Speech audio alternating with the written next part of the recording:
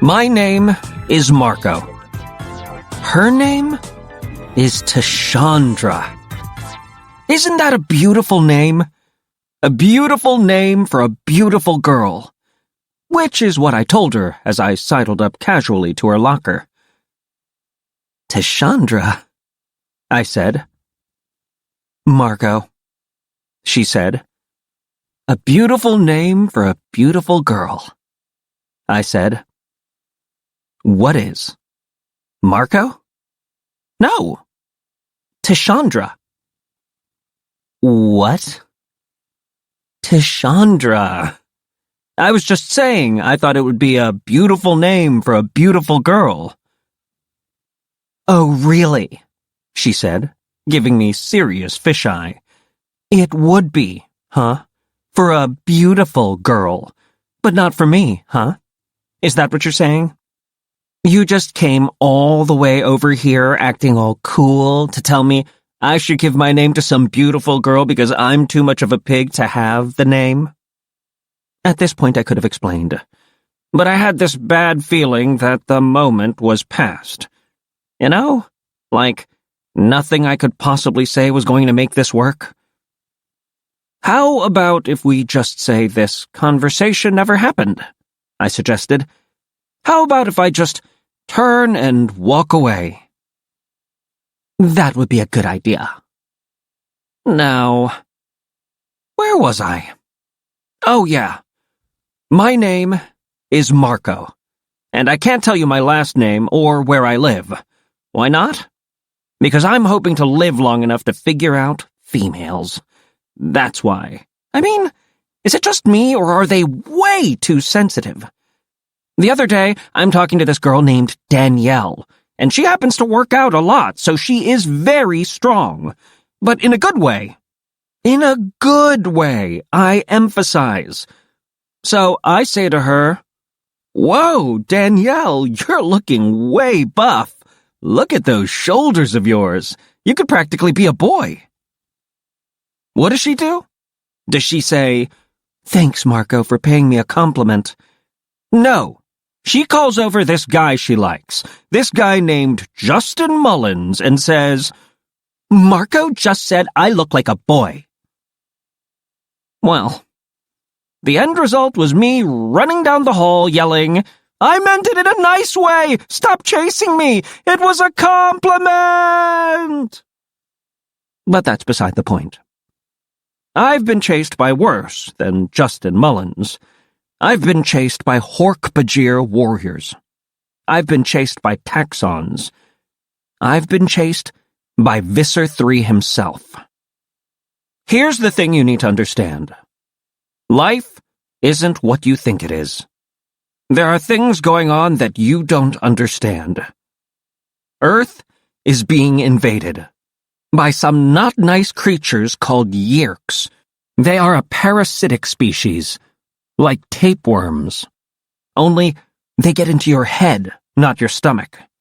They control you. Utterly. Totally. You're the Muppet, and they're the hand. We call people like that controllers. That's what you are when you're nothing but a human puppet under the control of the Yeerk in your head. They are everywhere. They can be anyone. You'll never know for sure. Your dad, your mom, your brothers and sisters, the guy who comes to the house and fixes the furnace, the smarmy anchorman on the news, the politician, the teacher, the cute little kid. There is no way to know. No way to be sure who is and who is not.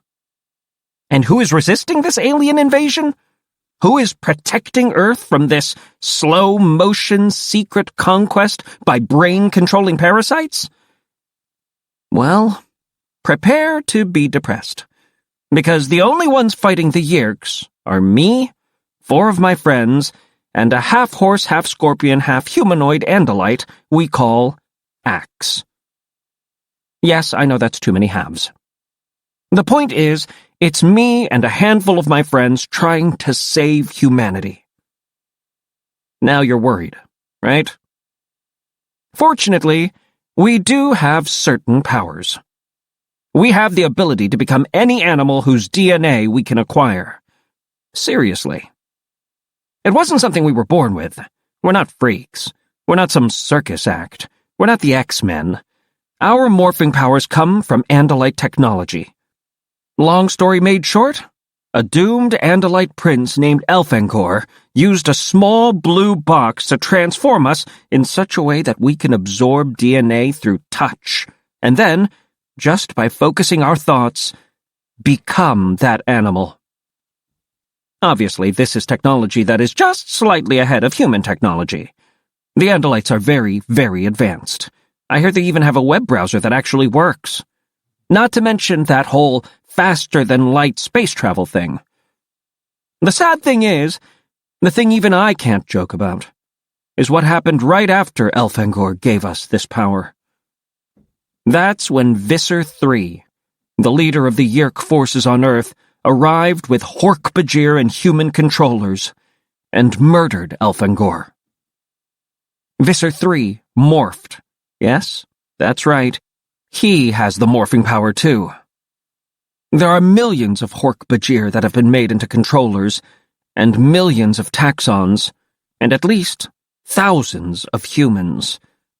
But there is only one Andalite controller. Just one Yeerk who has an Andalite host body. Just one who has the Andalite morphing power. Visser III. It was Visser III who morphed into some hideous beast whose DNA he'd acquired on some far distant world, and literally ate Elfangor. Then they annihilated all traces of Elfangor's ship. All traces. Or so I'd thought. I was walking away from Tashandra, shaking my head and muttering to myself about females, when I saw it. I didn't even see the kid holding it at first. I just saw the box. The blue box. The morphing cube. Chapter 2. Yo!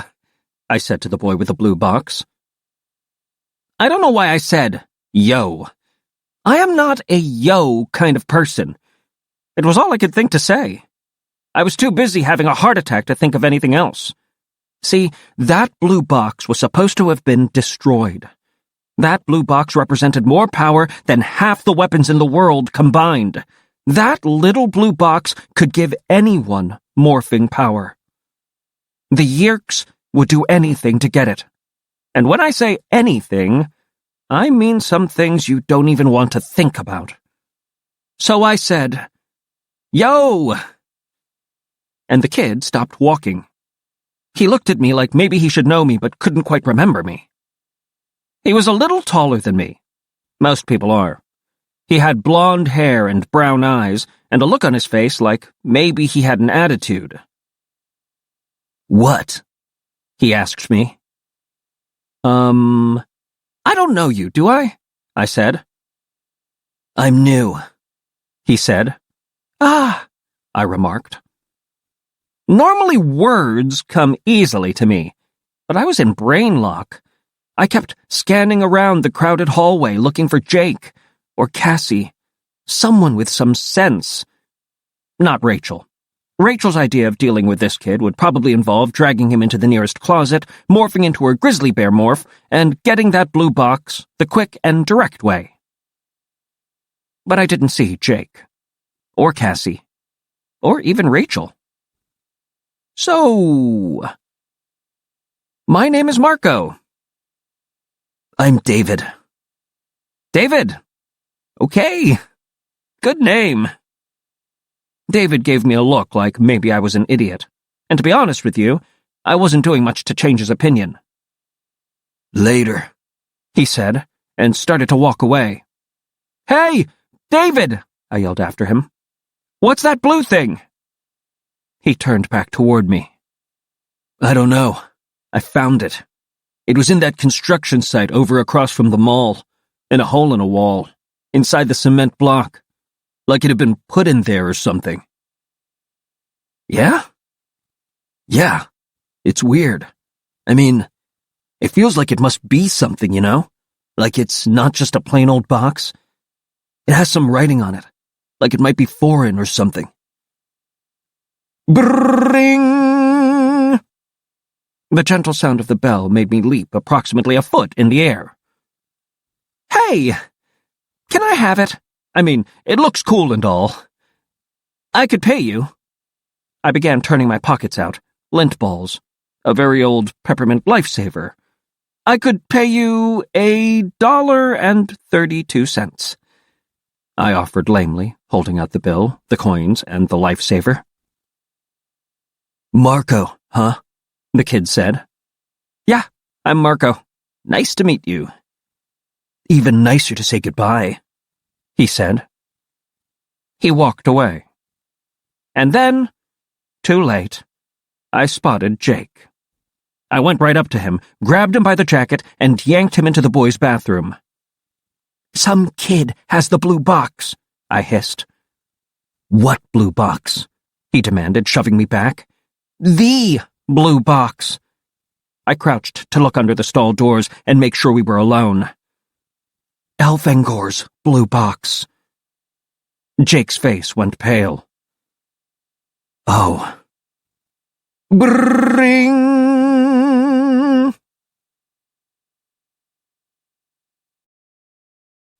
Chapter 3. We were in the barn. Cassie's barn, also known as the Wildlife Rehabilitation Clinic. Cassie's parents are both veterinarians, and she's very into animals too. In fact, while the rest of us were busy panicking, she was calmly shoving pills down the throat of an enormous swan. How did that blue box manage to survive? Rachel demanded. The Yeerks Draconed Elfangor's fighter till it was dust. We were there. We watched it happen. We all turned to look at Axe. Sometimes Axe doesn't attend meetings, but we needed him here for this one. He was in his own fabulously strange Andalite body. Blue and tan fur, weak arms, too many fingers, 4 hooves, nasty bullwhip tail, no mouth, and 2 extra eyeballs mounted on stalks that look this way and that. Axe is our expert on all alien weirdness, what with being a weird alien himself. What do you think happened, Axe? Jake asked him. I do not know, Axe said, using Andalite thought-speak. What do you mean, you don't know? Rachel said. Is there something special about those blue boxes? Like, they can't be destroyed by Dracon beams? No, it could be destroyed by a Dracon beam. All I can suggest is that maybe it was a simple incident of random chance. Is that Andalite ease for a freak accident? I asked. Yes. The Dracon beam striking my brother's fighter would have created explosive pressures. Perhaps this pressure simply hurled the Escafil device away at high speed. The what? Tobias asked. Tobias was in his usual place, up in the rafters where he can see out through the hayloft. Tobias is one of us, but not exactly one of us. He's what the Andalites call a Nothlit. That's a person who's been trapped in a morph because they stayed in it for more than 2 hours. Long story. Anyway, Tobias is a red-tailed hawk, and during these little get-togethers he uses his laser-focused hawk eyes and excellent hawk hearing to make sure no one sneaks up on us without our knowing it. It is called an Escafil device. Actually, it has a number of names. Escafil was the inventor of morphing technology. You know, the science behind it is quite incredible. The device causes a cascading cellular regeneration tied to a Z-space. We so do not care, I said. It can cascade all over its Z-space for all I care. The point is, this thing, this box, this device, this morphing cube, currently belongs to some kid named David who thinks I'm an idiot. Rachel nodded thoughtfully. Well, If he thinks Marco's an idiot, he can't be all bad. She batted her eyelashes at me to show she was kidding. I love it when she does that. We need to get this box, I said. Yep, Jake agreed. We do. Before he figures out what it is, Cassie said, speaking up for the first time. And more important, before the Yeerks discover he has it. I took a good, long look at Cassie. See, there was this little episode with Cassie. She quit the Animorphs because I guess she had problems with some of the stuff we have to do. She came back, of course. But since then, I'd felt a little shaky around her. Cassie has way too many morals and ethics. She's always wondering whether something is right or wrong. Me? I just wonder, will it work or not? I was thinking of something snide to say to Cassie, but I decided to keep my mouth shut. Cassie has saved my life more than once. You cut a person a lot of slack when they've saved your life. Okay, so we need information, Jake said. We need to know where this kid lives, most of all. Then, we go in and get the blue box. And we have to be careful not to let the kid even suspect what's going on, Tobias said. And obviously, we have to be careful not to hurt David, Jake said. He's an innocent bystander. No problemo, Rachel said. He's not a Hork-Bajir, he's not a Taxon, and he's not Visser 3. Us versus some kid from school, please. It's a walk in the park.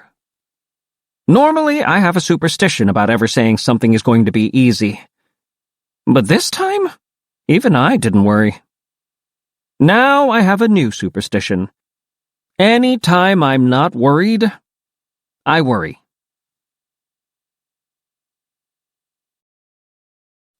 Chapter 4.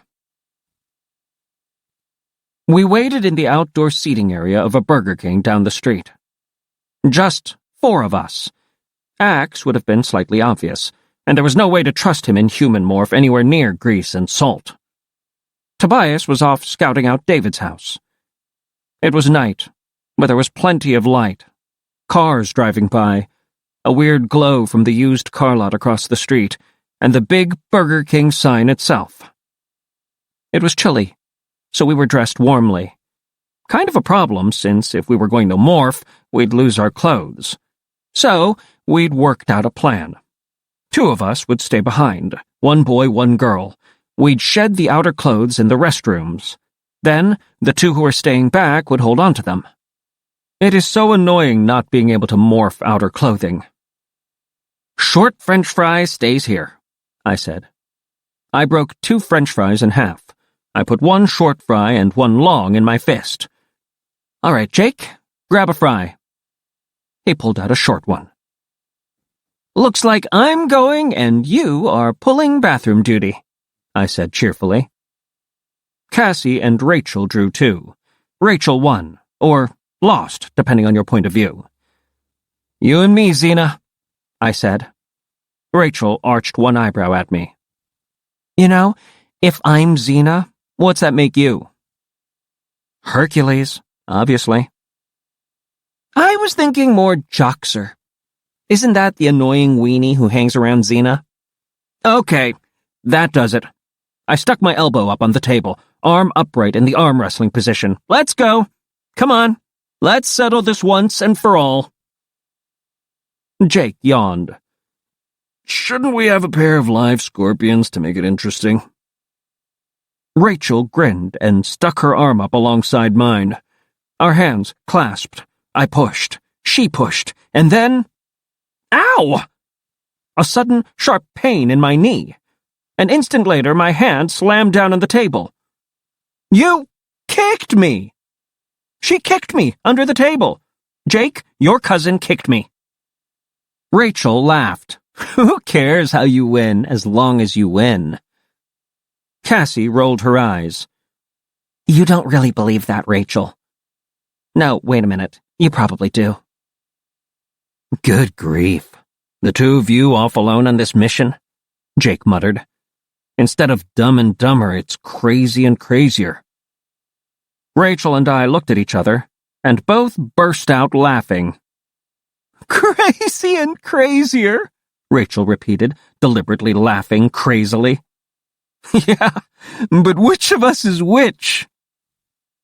I looked up and saw a kid walking toward us. He was carrying a burger bag. I got serious in a hurry. Eric, I said to Jake. Eric King is this kid who used to go to our school. At least, that's what he looks like, acts like, and sounds like. But every part of Eric you see is a holographic projection. The real Eric is inside the hologram. The real Eric is an android. Eric is one of the Chi, a very, very old race of androids created by the long-dead Pemalites. The Chi are unable to commit any violent act, despite being frighteningly powerful. But they hate the Yeerks and love humans. Or actually, they love dogs, and they love humans because we love dogs too. Another long story. Bottom line is that the Chi are allies of ours who are amazingly good at infiltrating the Yeerks.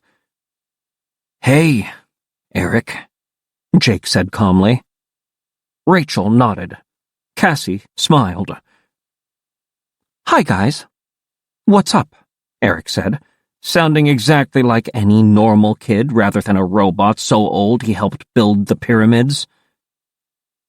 Not much, I said, cutting off Cassie before she could explain what we were up to. We trust the Chi, but there's no point giving out any more information than is necessary. I'm suspicious by nature. What's up with you, Eric? Jake asked. Eric took out a Whopper and unwrapped it. He took a big bite and chewed it. I knew that in reality the food would simply be incinerated inside Eric's android body. No cheese? I asked him. He shook his head and grinned. I try and keep my fat intake down. Yeah, right. You want to live to the ripe old age of, what, 1 billion years? Eric laughed again. Then he put down the burger. Something big is happening. No one knows about this yet. It's not going to be announced publicly till it's all over. For security reasons. What's happening? Rachel asked eagerly, leaning forward. Oh, nothing much, the android said coyly.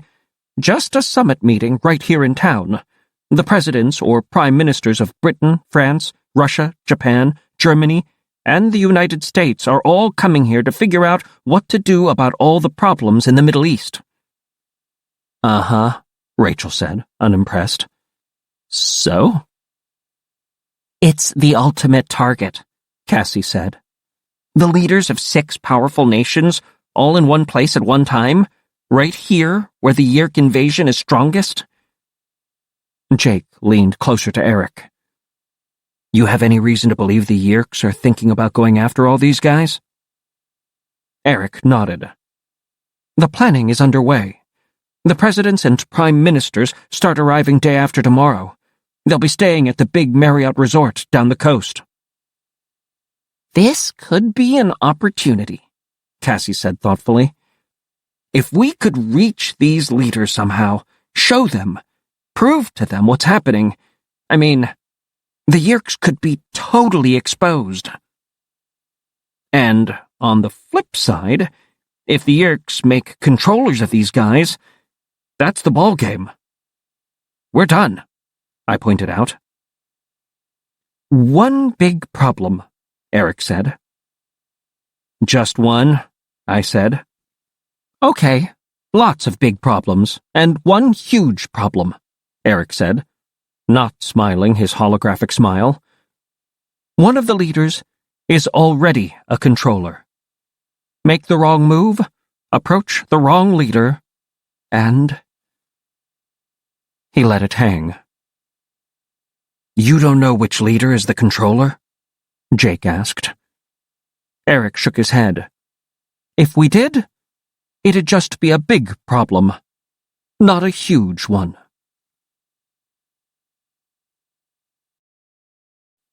Chapter 5.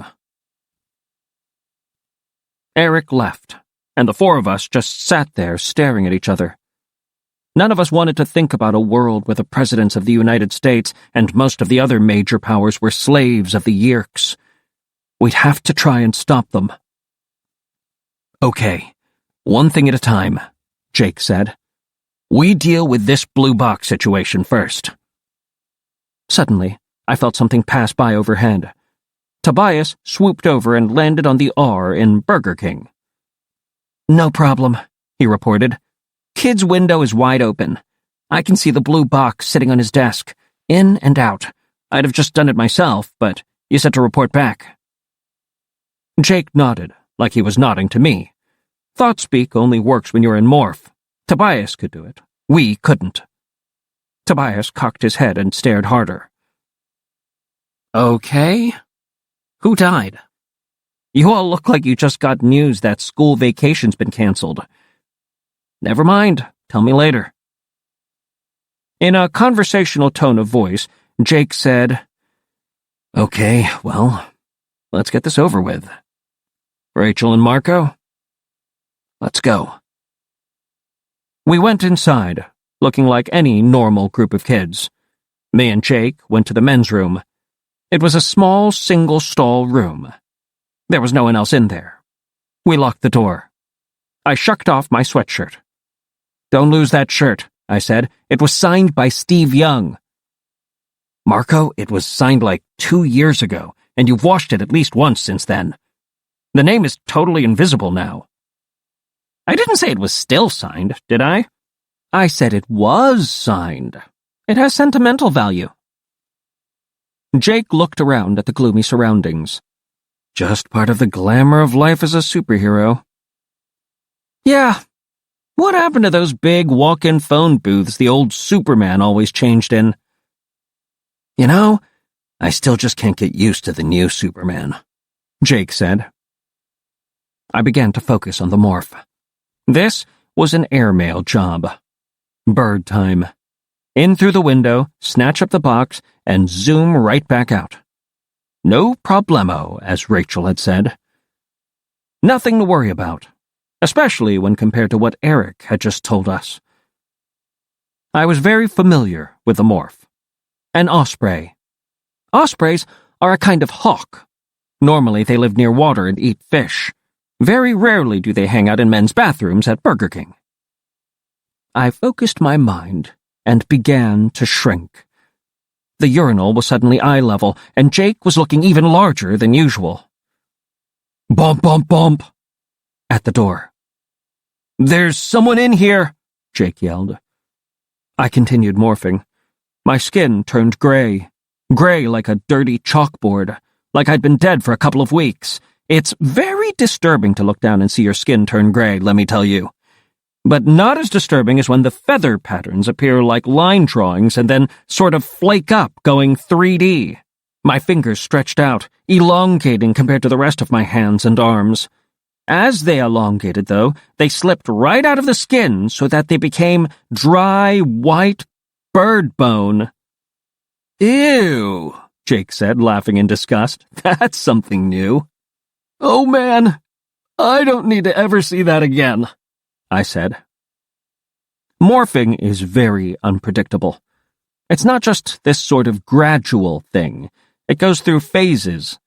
Sudden, bizarre, totally gross-looking stages. The bare bones thing was something new, and deeply, deeply not pretty.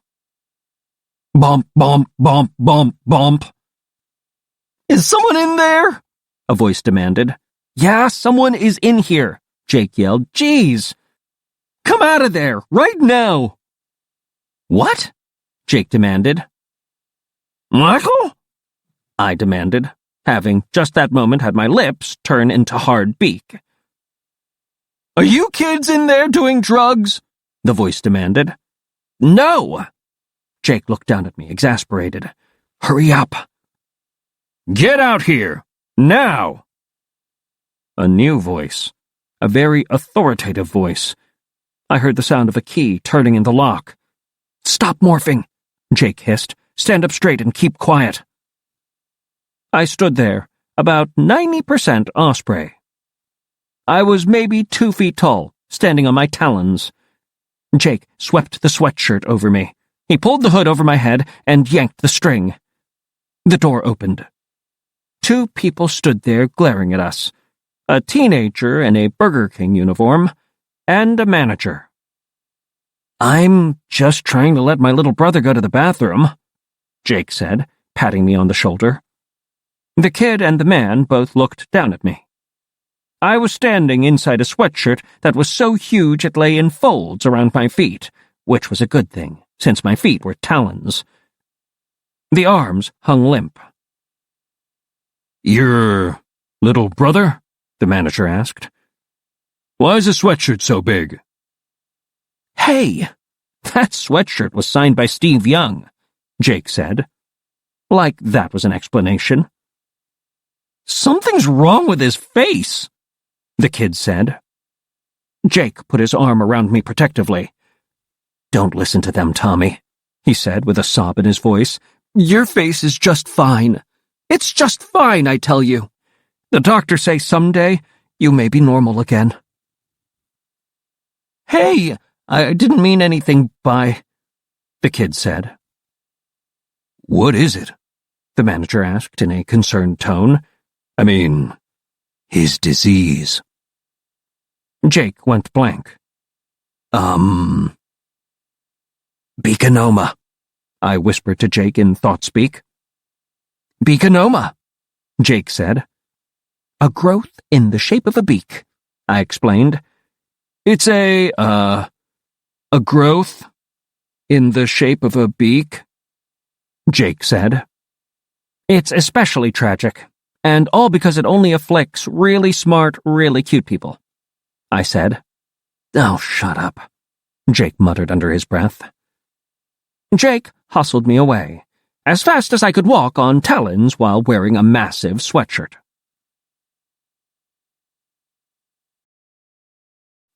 Chapter 6. David lived in a basic kind of home. 2 stories, a lawn, a backyard with a barbecue, and a rusty swing set. Also, a pool. I was instantly jealous. I don't have a pool. He had one of the upstairs bedrooms. Tobias, Rachel, and I zoomed past the house at an altitude of 50 feet or so. I could see why Tobias doesn't like to fly at night. In the darkness, hawk eyes aren't much better than human eyes, and after the sun goes down, you start losing the thermals, the warm updrafts that makes flying easier. So it was hard flapping to cover the few blocks from Burger King to David's house. And talk about confusing. You ever tried to tell one house from the next at night? From 50 feet in the air? Not easy. But the pool was lit, and in fact, David was in the water, swimming back and forth. His room was brightly lit, which helped us see, and I easily spotted the blue cube on his desk. "Okay, I'm going in," Rachel said. I don't think so," Tobias said. "You're too big in that bulky eagle morph. You can't fly through that window. Me and Marco had better go." "Oh, man," Rachel complained. But even she could see Tobias was right. "Give us a warning if David gets out of the pool," Tobias said. Then he spilled air from his wings and stabilized on a glide path, straight for the bright rectangle of the window. But I managed to get out ahead of him. "Ha!" I said. "Marco, careful if you're going first. You'll need to flare as soon as you pass the windowsill. I mean, instantly, or you'll smack the far wall." "Hey, I'm not as experienced as you are, Tobias, but I'm not a complete idiot." "No, you're an incomplete idiot," Rachel called down helpfully. I zoomed, down through the night, aimed straight for that window. It was cool. Like what it must be like to land a jet on an aircraft carrier at night. Just a little glowing target in the darkness. "Make sure you stay clear of that stick," Tobias said. He was just 6 feet behind me. "What stick?" I asked. And then the window was suddenly right in front of me. It was a trick of the light. It had seemed farther away. I tried to slow down, ready to flare once I was in. And then I saw the stick that was propping the window open. Thwack! My left wing hit the stick. Wah! I yelled. Blam! The window fell shut with a horrendous slam. Bonk! Tobias hit the closed window. Bonk! I hit the wall, too distracted to flare. I hit, I fell, I landed behind a dresser. I was wedged in a space of about 3 inches, unable to move. All I could do was slowly slither down to the carpet. Tobias! Rachel cried. I'm okay, Tobias said. Professor Plum did it in the conservatory with the candlestick. Tobias was alive, but he must have hit fairly hard. He seemed to be reliving a game of Clue. I wasn't exactly in great shape myself. I scooted sideways, inch by inch. Uh-oh. I scooted faster, desperate to get out from behind the dresser. I felt something batting at my exposed talons. I knew what it was. One wing free, then my body, and then... The kitty said. The very big kitty. The big, gray tabby, with its mouth drawn back from needle teeth. Good kitty, I said. Good kitty. The kitty didn't like big birds in its bedroom, and it really didn't like big talking birds in its bedroom.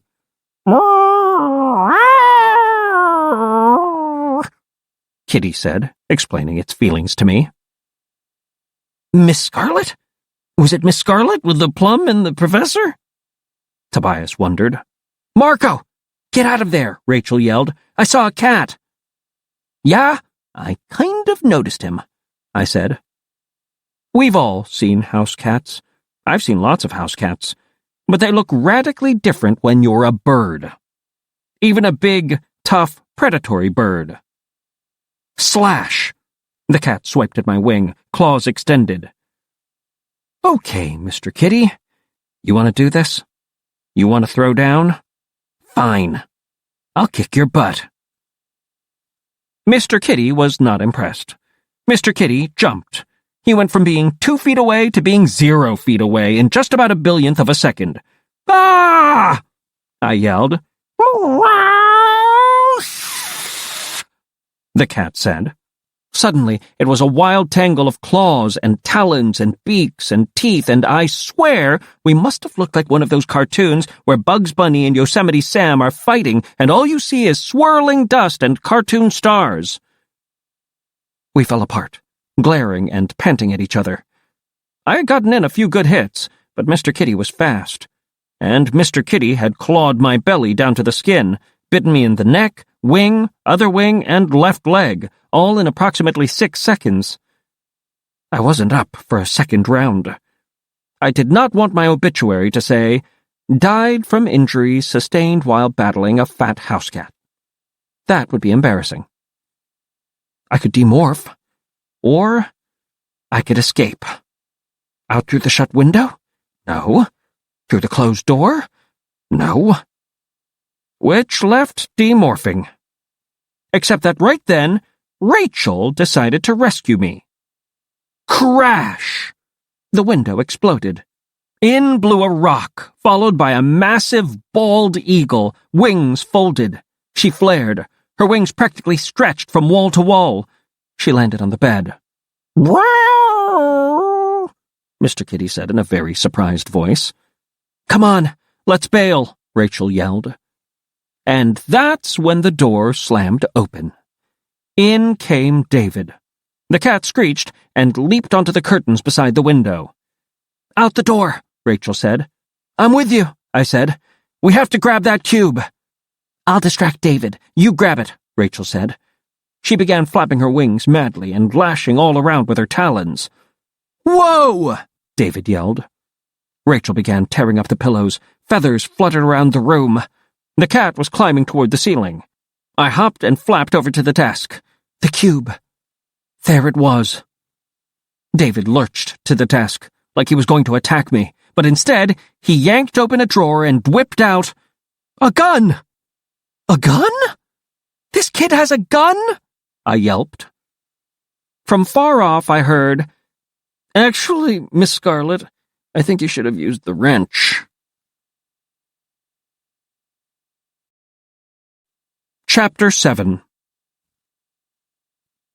"Gun? What gun?" Rachel yelled.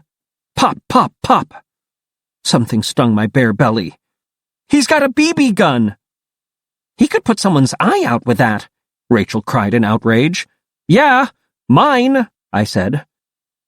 I closed one talon over the cube. It was too big. I used both talons. I could hold the cube, but I could barely stand. I flapped like a madman and managed to fall off the desk, still holding the cube. Pop, pop.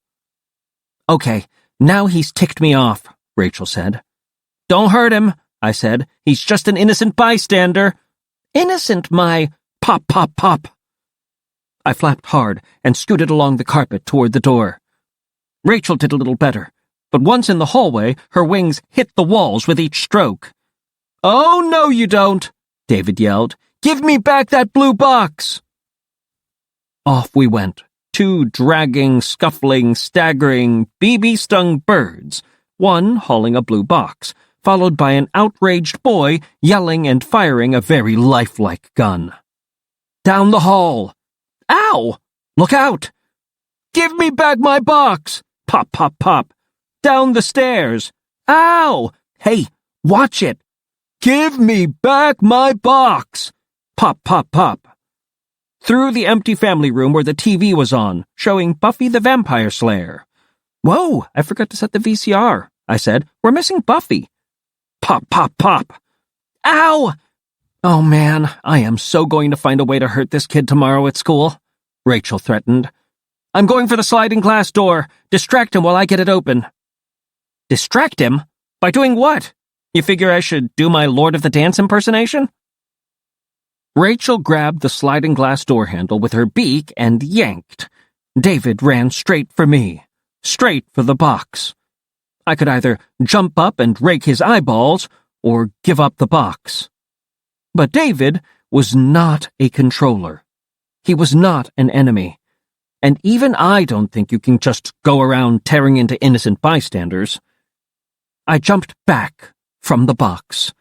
The door slid open, and Rachel and I flapped across the back lawn, over the pool, above the fence, and out of there. "Yeah, and don't come back either," David yelled as he fired off a final BB. "I am so not looking forward to explaining this to Jake," Rachel said. "We got our butts kicked by a kid with a BB gun. That's just pathetic." A hawk rose up to join us. "Tobias?" "Yeah.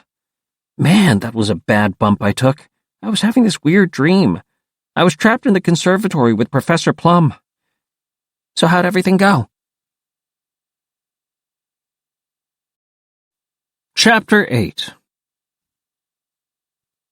It was not our finest hour. We backed off, regrouped, and decided to try again the next evening, after David had calmed down. We still had to get that blue box back before dealing with the much bigger problem of how to save the leaders of the free world. Plus, I was supposed to be doing a make-up science paper to replace the paper I'd forgotten to do last week. The next day was another school day. You know the routine. Get up way too early, shower, dress, stand around waiting for the bus with the usual collection of dorks, try to cram for the first period test while the bouncing bus bruises your butt bones.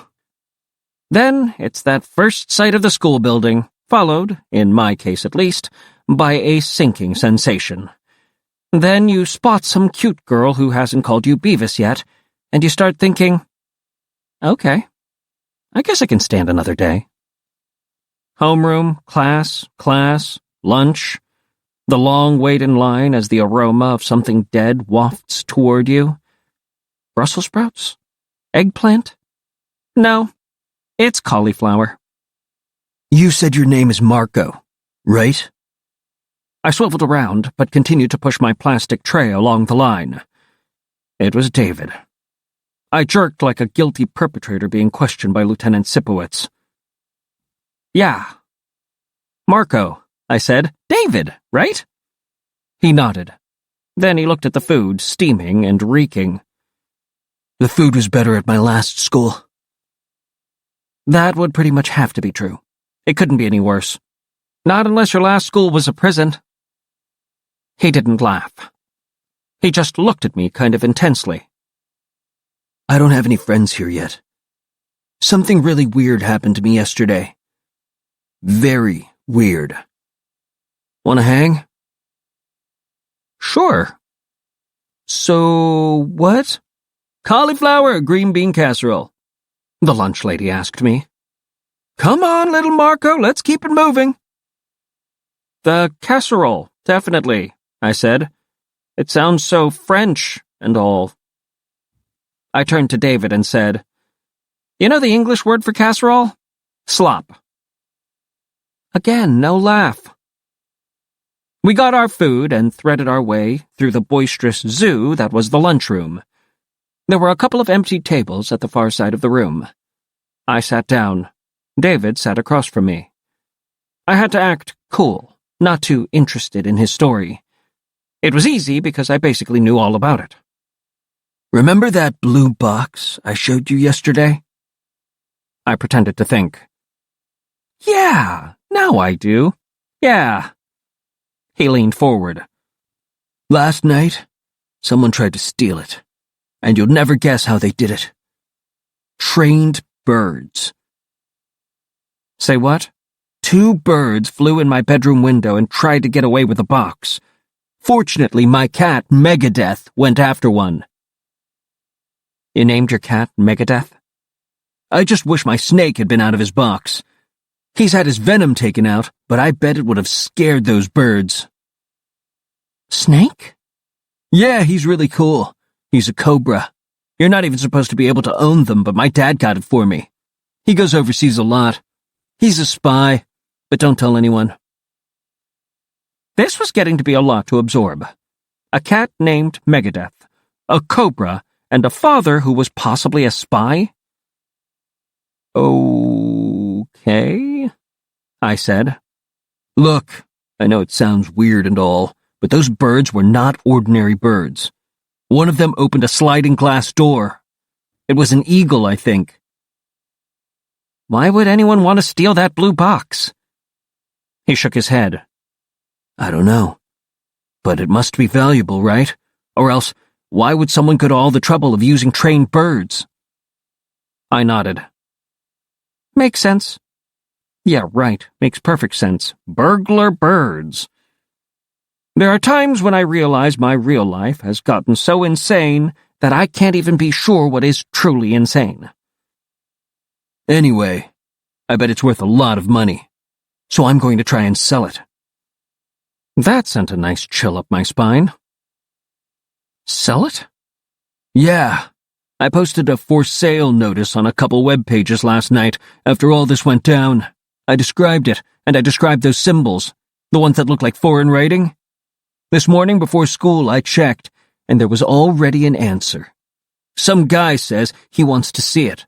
He says he'll pay good money. Says he'll go anywhere, anytime. That did more than give me a chill. That stopped my breathing for about 10 seconds. You did what? I'm thinking I should have some backup, you know? Someone to cover me, in case anything goes down. You're the only guy I know here. You didn't give this guy your address, did you? David smirked. I'm not a moron. The guy could just rip me off while I'm stuck here at school. He shook his head and gave me a sly leer. I set it up on a timer so the email with my address won't go out till right before I get home. It's on automatic? I said. He nodded. I send the email, the guy comes over, and I give you 10% for helping me out. Good plan, I said as calmly as I could. But inside, I was having a very different thought that went something like, You idiot freak! Do you know who is going to show up looking for that box? Of course I didn't say that. I spotted Jake heading over in my direction. I gave him a small shake of my head, and he turned away. David rattled on, telling the story of the bird invasion, then moving on to plans for spending the money he was going to make. But I wasn't listening. In a couple hours, the email was going to be sent, and very, very soon after that, David was going to get a visitor he didn't want to meet. I sat there, looking at David and thinking, how in the world am I going to save your life? Chapter 9. I told Jake later during class. He jerked upright, said a word you really shouldn't say in class, and was sent to discuss the matter with the principal.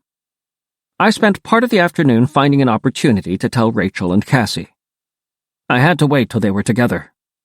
Cassie has a calming influence on Rachel. One thing was clear.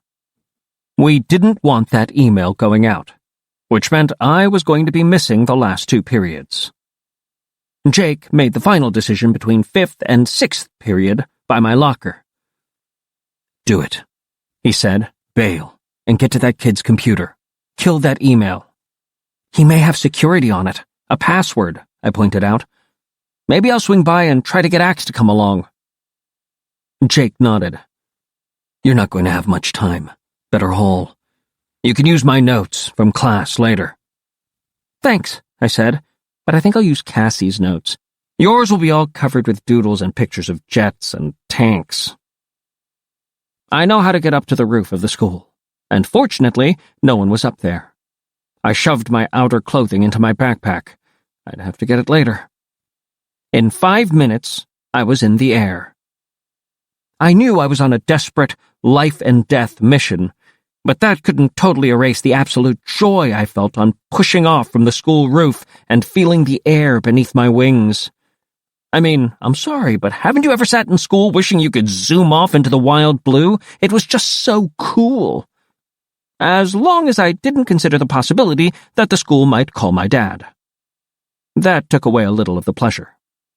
Plus the possibility that before this day was over, I'd be fighting Visser 3.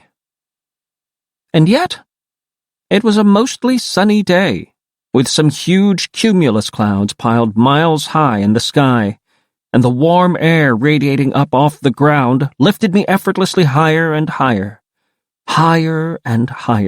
till the houses looked like shoeboxes and cars looked like matchbox toys. I turned toward the distant line of forest. It wouldn't be easy finding Axe. He kept out of sight during the day. We were worried some deer hunter would spot him and try to shoot, or worse, that some controller might spot him and know what he was. Now I began to realize that the breeze was blowing against me, which meant slow going. But Tobias had taught us that sometimes altitude makes up for ground speed. See, if you get high enough, you can use gravity to let you swoop long distances, even against the wind. It's like climbing to the top of a really tall slide. Even if the wind is against you, you can slide to the bottom. I rode a thermal up and up, as high as I've ever flown. I don't know how far, but far enough that I spotted a small private plane at my same altitude. I took aim on the forest and went into a long, gentle glide that eventually brought me to my target. Axe hangs out in about 10 square miles of forest. You have any idea how much forest that is? A lot. That's a lot of trees. My osprey eye saw everything, down to the beetles and worms down on the dead leaves, but even I couldn't see Axe. Not for a long time. Too long. Now I was nervous. Now I was definitely nervous. I'd been in Morph for over an hour, and even when I found Axe, I'd have to fly all the way back to... A flash of movement below. A deer. No, not a deer. Not unless deer were turning blue. I spilled air and headed down. Axe, is that you? It's me, Marco. He stopped running.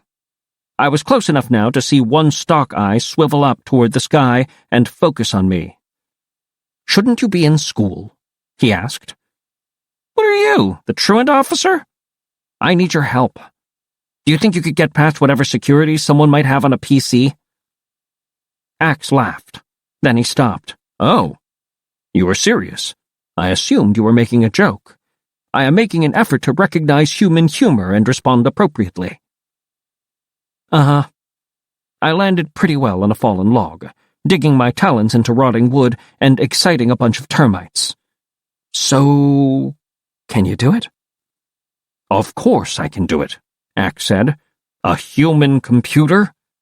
I know you don't mean to insult me, but really, even asking the question is an insult to any Andalite."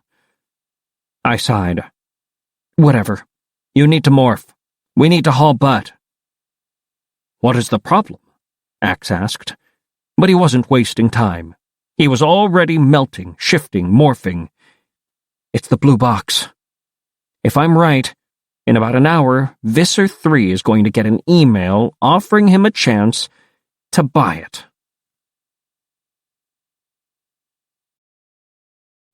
Chapter 10. Tick-tock, tick-tock. Time was running out fast. The wind was with us on our trip back to David's house. Just one problem. Have you ever tried to find one house in the middle of a whole subdivision of almost identical houses? From the air? When the only other time you've seen the place was at night? "Are you lost?" Axe asked me. "No. We are lost," I said. "Look for a pool. It was sort of kidney-shaped." "A pool? A Yeerk pool?" "No, just a human pool." "I've never heard of such a thing. Are they necessary for reproduction?" "No, but they help you get friends during the summer." I spotted a blue, kidney-shaped pool and veered toward it. It looked right. Surely it was the right place. Only just across the street was an identical house with an identical pool. I could have cried from sheer frustration. Then, from up above us, came a thought-speak voice. "Axe? And who, Marco? Cassie?" "Tobias?" I yelled. "What are you doing up there? And how did you know it was us?" "What I'm doing is riding this excellent thermal, and any idiot would know there's something weird about a northern harrier and an osprey zipping around peeking in people's windows. Good grief. Have you ever heard the word subtle?" "Make fun of me later," I snapped. "We need to find David's house. Like, now." "A block to the west," Tobias said. "Hang tight, I'll show you." Down he fell like a missile coming down on its target. Axe and I flapped to intercept him. "What's the deal?" Tobias asked.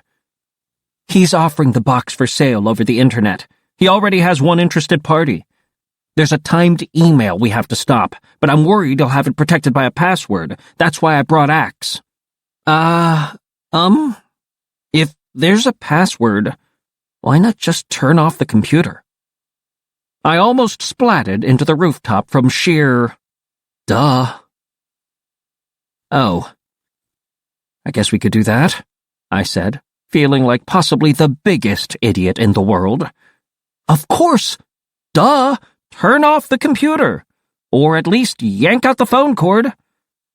I hate feeling like an idiot. It would still be best if we made it look like the email went out. Then, if David doesn't get an answer, he'll figure, no one was interested. "How do we get inside the house?" Tobias asked. "All the windows are closed." "I'm not splatting into any more windows." We were circling above the house, 3 birds of prey, probably looking like vultures or something. Tobias was right. The windows were all closed. There was plywood in the window Rachel had busted the day before. I was feeling a little more relaxed now. We had a little more than an hour before the email would go out. Plenty of time. "Okay, here's what we do. Axe and I will morph to cockroach and crawl in under the back door. Tobias, you stay and make sure nothing eats us."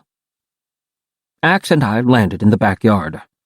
There was a nice, high fence, which was good, and we'd looked in every window and were sure no one was home. I demorphed by the rusty swing set. In a few minutes, Axe and I were ourselves. We walked over to the back door. I knelt down to take a look at the crack beneath the door. There was plenty of room for a cockroach. "Okay, let's get this over with," I said. I rested my hand on the doorknob, preparing to enter cockroach morph. But then, I felt the doorknob slip. "Hey, these people left the door unlocked," I said. "Come on." "No!" Tobias yelled, just as I pushed the door open. "What's the matter?" I said. "It's open, so—" Wah! Wah! "Burglar alarm! That's what's the matter," Tobias yelled. "What is that unpleasantly loud sound?" Axe wondered. "Oh, man," I yelled. "Come on, let's go. Tobias, let us know if you see cops showing up." I rushed inside, with Axe trotting along behind me. Through the kitchen, with Axe's hooves skittering wildly on the linoleum. Wah! Wah! Through the carpeted family room. Crash! Axe's tail had caught a lamp. A ceramic lamp, which was now pieces of ceramic lamp. Wah! Wah! Up the stairs. Crash! Crash! Crash! 3 little framed pictures mounted on the stairway walls were swept clean by Axe's tail. Wah! Wah! "This is working out great," I yelled in frustration. "Marco, Axe, someone's pulling up." Into David's room. The computer monitor showed a cool screensaver. I bumped the mouse. Off went the screensaver. I double-clicked on the AOL icon. Diddly diddly diddly. The phone rang, and I jumped about 2 feet straight up. Wah! Wah! Diddly did. Someone had answered the phone. I shot a look at Axe. It wasn't him. Wah! Someone had turned off the alarm. And from downstairs I heard a strong, male voice say, "Yes, I'm home now, and the alarm was going off." Pause. "I'm sure I can handle it." Pause. "No, I'm a law enforcement officer. Now need to send one of your guards out here. I'll check it out." Click. David's father, obviously. Home from work. Home from work as a law enforcement officer. Home from work with his gun. I glanced at the screen. The AOL software was loading up. Slowly. No time to wait. We had to hide. We had to hide me, plus a big, blue, scorpion-looking deer boy from outer space. And we had to hide us from a guy who knew how to search. Great. "Axe, into the closet and morph something small," I hissed. He leaped. I leaped, too, straight underneath the desk. I was going to yank the phone wire out just to be safe. But David's desk was one of those desks that has a backpiece. I couldn't get to the wires. "Okay, if anyone is up here, might as well come on out so there are no accidents," David's father said. "I don't want to have to shoot anyone." I couldn't reach the phone cord. "Ugh," I said in total frustration. I jumped up, glanced at the screen, dropped to my knees, and rolled under the bed. From beneath the bed, I saw shoes stepping slowly through David's door. I held my breath. And that's when I realized 2 really terrible things. One, in my quick glance at David's monitor, I had noticed something odd. The clock in the lower right-hand corner was wrong. It was off by an hour. David's email was going out not in an hour and 3 minutes, but in 3 minutes. 2, David's pet cobra slept under the bed. Chapter 11. It slithered up, over the lip of a cardboard box. And let me tell you something. Time really is relative, because I aged about 5 years and 5 seconds. It formed itself into a coil, and then, quite suddenly, up it went. Head flared wide, tongue flickering. it raised up and... bonk! The cobra hit its head on the bottom of the mattress. This seemed to leave it feeling puzzled, because it sort of hung there, half up, half down, staring at me like it was all my fault. I remembered David saying it had been depoisoned, or whatever they call it. But how can you trust a kid who'd own a snake? The snake stared at me with glittering, evil eyes. The shoes came closer. What was I supposed to do? I could morph to something small, like a bug, like a roach, or an ant, or a flea. But there was a slight problem with that. I was being eyeballed by a cobra not 2 feet away. Who knew what snakes might eat? Then it hit me. The obvious, if slightly insane, solution. I reached my hand for the snake. Thwap! The snake struck, fangs in my hand, right in the fleshy part between the thumb and forefinger. Ugh! I groaned. All right, come out from under there, David's father said. I grabbed for the snake and held him tight this time. He began to thrash, slither, wriggle, and just generally be annoying. On the count of 3, and bring your hands out first. Thump! A muffled noise. I saw the black shoes swivel to face the closet. It was Axe, providing a distraction. Good old Axe. I held on to that stupid snake and I focused. When animals are acquired, which is when we absorb their DNA, they become calm, relaxed, peaceful. Most of the time, anyway. But not the snake. No, as I absorbed the DNA, and as David's father went to the closet, that lunatic snake kept thrashing like an idiot. The closet door opened. All right, step out here and... Jeez Louise! I heard the sound of a gun being holstered, and then the big black shoe started doing a dance. A little dance called Stomp the Bug. Marco, I am in Spider-Morph, and this human is attempting to crush me with his artificial hooves.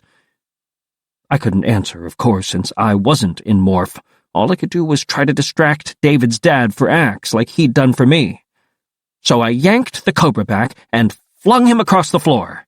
He went flopping and hissing out into plain view.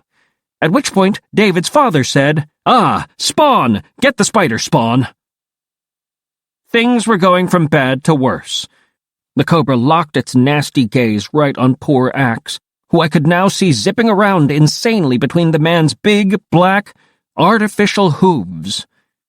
Axe was going to get stomped or eaten, one or the other, or possibly both. Nothing to do now but crawl out from under the bed and... Ding-dong!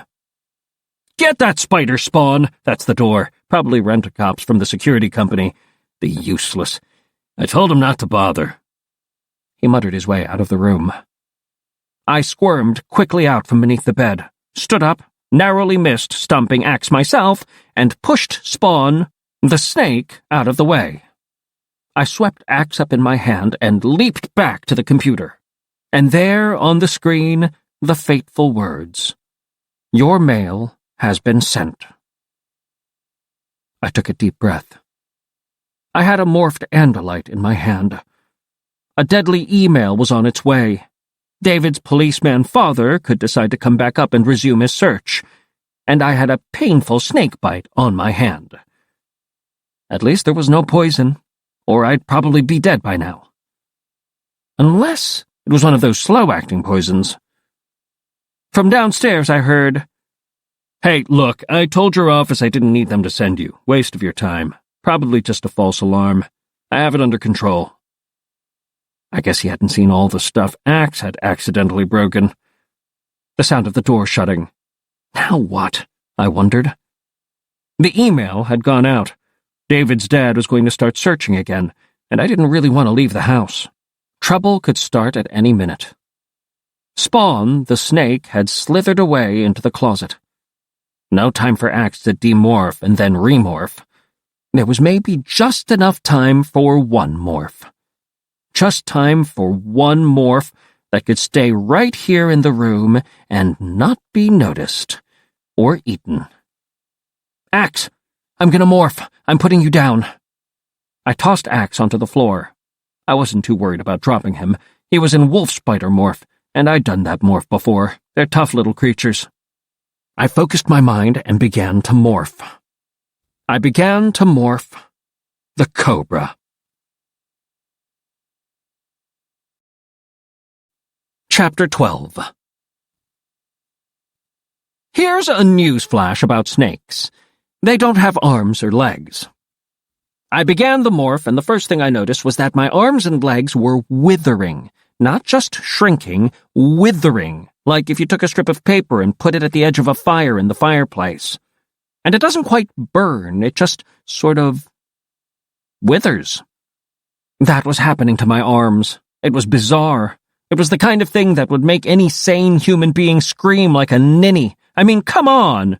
You're looking at your arms, and they have skin and muscles and hair, fingers on the end, fingernails, and all of that seems to crumple and weaken and shorten and shrivel. But as bad as that is, your legs are worse. You need them for standing. As soon as I realized what was happening, I dropped to my knees, as quietly as I could, but I'm sure I still made some sound. Great. Now David's dad would definitely be coming back. I rolled onto my side and back under the bed. I twisted my head and realized that I was twisting it too well. My neck had grown. I could look straight down without crimping my neck. What I saw was my morphing suit and my skin both begin to be covered by a pattern, like tiny, tiny diamonds drawn in my flesh. The scales of the snake, they were yellow and a sort of dirty brown. My arms were little twigs poking out from the trunk of my body. My legs were thinning and stretching, all muscle gone, my feet gone. I heard the eerie sound of my own bones turning watery and disappearing. I literally felt the sagging of my internal organs as they sort of lay there, unsupported by the usual bone and muscle. I could hear a faint scrooch as my spine extended out, forcing its way down one of my withered legs. And then, all at once, the other leg whipped around like a fast-action ivy or something. It whipped around the leg with my spine in it and melted together to form a tail. Now here's the gross part. Morphing, like I said before, is never logical. Things don't happen smoothly. Sometimes it's like they happen as weirdly as possible, like the Andalite scientists who invented morphing had a twisted sense of humor or something. Because even as the scales spread across my almost totally tubular body, and my legs became a tail, and my arms, well, they were gone now. But even while all this was happening, my head was untouched. I know I still had my normal human head, normal size, with a snake where the rest of my body should be. Yeah, get a good, clear mental picture of that. Think about it being you. And then think about just how much you'd want to scream right about then. I was a worm with a head. I've had 2 legs, I've had 4 legs, I've had 6 and 8 legs. I've never had 0 legs, 0 legs, 0 arms. Fortunately, my lungs were tiny snake lungs, and couldn't have forced a sigh up through my human mouth, let alone a scream. I am so going to have nightmares about this, I thought. Then, at last, my head began to change. It was a relief. I mean, either be human or be a snake. Don't be a little of both. You feel weird stuff during morphing. Never any pain, which is good, because seriously, you don't want to think about how much it would hurt to have half your internal organs disappear and have your spine shoving into new places where it doesn't belong. But you sometimes feel things like they're far off, the way you feel things in a dream, like they're happening to someone else. But they're still happening, right? I could feel my windpipe, the part that goes to your mouth, push up through the roof of my mouth. Then, I could feel it join with my nose. I have no idea why. All I know is, I couldn't breathe through my mouth anymore. My head was shrinking very fast now. The scales covered my neck, spreading up my cheeks like really bad acne. Then, across my forehead and over my scalp, replacing my hair. My mouth was getting bigger relative to my head. A normal human mouth is maybe, 5% the size of the whole head? Well, now my mouth was about a third of my head. I felt my teeth suddenly turn mushy. They became puffy flesh like rotten gums. And then I heard the sound of something growing inside my mouth. I felt it, too. Fangs. They grew and curled back up against the roof of my mouth. Of course, Spawn had had his poison sacs removed, so... Then it occurred to me. This morph was created from DNA. Surgery wouldn't affect that. The fact that Spawn had no poison did not mean I didn't. I had fangs, hollow needle teeth, and above those fangs, up in my mouth, poison filled the sacs. Between those fangs, my forked tongue whipped out, tweedle, tweedle, tweedle, as it wiggled in. Out, and tweedle, tweedle, tweedle, in. It was like smell, only not. I was tasting the air, but tasting it with more refinement than the world's greatest food lover. I was tasting individual molecules. My sight was excellent. It was even in color, which was a relief. Different colors than normal, but color. In addition, I felt a new sense, a new awareness added to the others. It took a while to figure out. But then I realized I could sense heat. Not like the difference between a hot stove and a block of ice. This was infinitely more refined. I could sense the difference in heat between the side of a carpet strand that was toward the faint sunlight and the side that was in shadow. The only real problem was hearing. Snakes don't have external ears, you know? Mostly I was hearing through vibrations in the floor that seemed to travel up my body. But then I'm used to that. It's pretty much the same as when you're in cockroach morph. Mostly, though, I was a creature of sight, with that questing, tasting tongue to back me up, and an eerily precise ability to sense minuscule differences in temperature. And that's when the snake's own mind appeared within my consciousness. Cold. That's how it felt. Like a ghost was standing beside me. Like someone had opened a door in my brain and a rush of Arctic air had blown in. The snake heard the sound of footsteps approaching, climbing the stairs. It was wary. Not afraid, just ready. Like Clint Eastwood walking into a saloon. Not afraid, just making sure his gun hand was free. Tongue out, tweedle, tweedle, tweedle, tongue in. Wary and hungry. I sensed heat. Not much, since what I was sensing was cold-blooded, but enough. The wide-set eyes spotted jerky movement, 8 legs motoring. "The human is coming again," Axe said. The cold, calculating, emotionless machine that was my brain noticed the odd sound in my head and dismissed it, irrelevant. What mattered was hunger and movement and warmth. Tongue out, tweedle, tweedle, tweedle. The musk of a bug, the scent of a spider, movement, warmth, and taste. Movement and warmth and taste meant food. Food was the answer to hunger. "Marco, what do you think we should do?" Axe asked. I didn't answer. Instead, I reared up, cocked my head back, stretched the thin bones that spread my cobra cowl, and with speed as great as an Andalite's tail, I fired my head forward, mouth open. I ate Axe. I ate him in one quick swallow. Chapter 13. I felt him squirming inside my mouth. I felt the 8 hairy legs kicking. "Did you ingest me?" Axe demanded, sounding outraged. Yes? Have you lost control of your morph?" "Well, okay, maybe I had, for just a minute. Now I was back in charge, though. It was slightly embarrassing. As a rule, you shouldn't eat your friends." Then something terrible occurred to me. "Did I bite you? How do you feel?" groggy. "Morph out!" It didn't matter anymore if David's father saw Axe. Axe would be dead in seconds if he didn't demorph. I spit the spider out, which was not an easy thing to do. My snake tongue didn't work like a normal tongue. It came flitting out of its own little slot, tasting the air every second or so. It was great for picking up the scent of possible prey. It was useless for pushing half-dead spiders out of your mouth. Fortunately, Axe was already demorphing.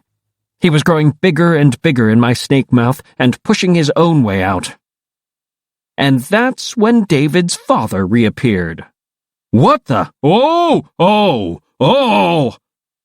What is that thing?" No choice. I had to contact the man. I had to use ThoughtSpeak. Of course, there was no law saying I had to tell the truth. And it's a fact that you can't tell where ThoughtSpeak is coming from. "Greetings, Earthling. Klaatu, Barada, Nikto. I come in peace." "Yah!" David's father said, and backed up a couple of steps. I saw him draw his weapon from a shoulder holster and point it at Axe. I couldn't blame him. Axe was about the size of a beanie baby, with 8 hairy legs, blue and tan fur, a wormy sort of scorpion tail, and 2 very tiny arms. "Do not fire your earth weapon," I yelled. "We come in peace." "We? A second ago it was I. How many of you are there?" Great. Count on a law enforcement officer to notice that. I recalled David saying his dad was a spy. What was he, FBI? CIA? Or a member of the shadowy secret force that's always giving Mulder and Scully so much trouble? Well, Earthling, I said. There's just one of me, but I suffer from a sort of space mental illness. Split personality. Hey, it's a long, long trip from planet Xenon 5. I had to have someone to talk to. Axe had grown to the size of a teddy bear. A really ugly teddy bear. "Whatever you're doing, stop it," the man cried. "Stop growing." "Hey, what the heck are you two doing in there?" It was Tobias's voice from outside. "I'm a snake. I bit Axe. He's demorphing so he won't die of the poison. The stupid email got sent, and this guy is going to shoot us," I said. "Any other questions?" "Stop growing or I'll shoot," the man said. Click.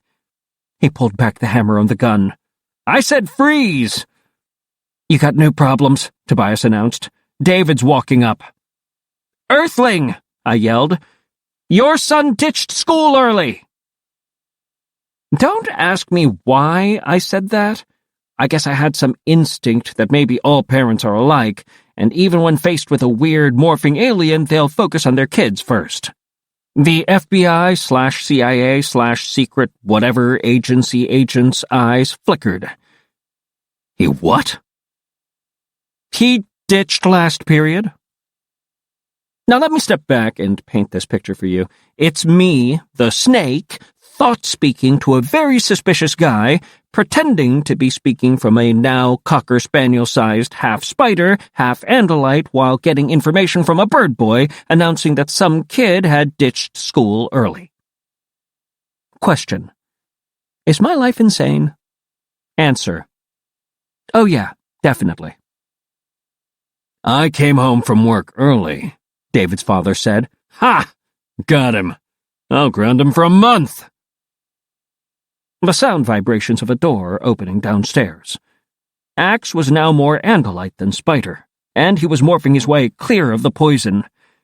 "I told you to stop that," David's father said, snapping back to the fact that maybe, just maybe, having an alien in his house was slightly more important than catching his son skipping a class. "Marco, hang in there," Tobias reported from outside. "I see an eagle, an osprey, and a falcon heading this way. Should be here in about 10 minutes. That's great, as long as this guy doesn't decide to pull the trigger, because I'm guessing the bullet will take less than 10 minutes to travel." David suddenly appeared in the doorway. He stopped dead and stared at Axe. "Whoa. He says he's some kind of alien," his father said tersely. "Whoa, oh! By the way, you're grounded." "An alien? No way!" I'm sorry, I couldn't help myself. In thought-speak, I said, "Yes way!" It would have all been stupidly funny. I mean, it was bizarre, that's for sure. But the humor vanished in the next instant. Because that's when Tobias said, "A limo, 2 jeeps, and a moving van coming fast, all together. Coming this way." And I said to David and his father, in as calm a voice as I could manage, "Listen to me. All hell is about to break loose. The 2 of you need to hide." "Hide? Why do we have to hide?" David said defiantly. "Because the alternative is to be dead."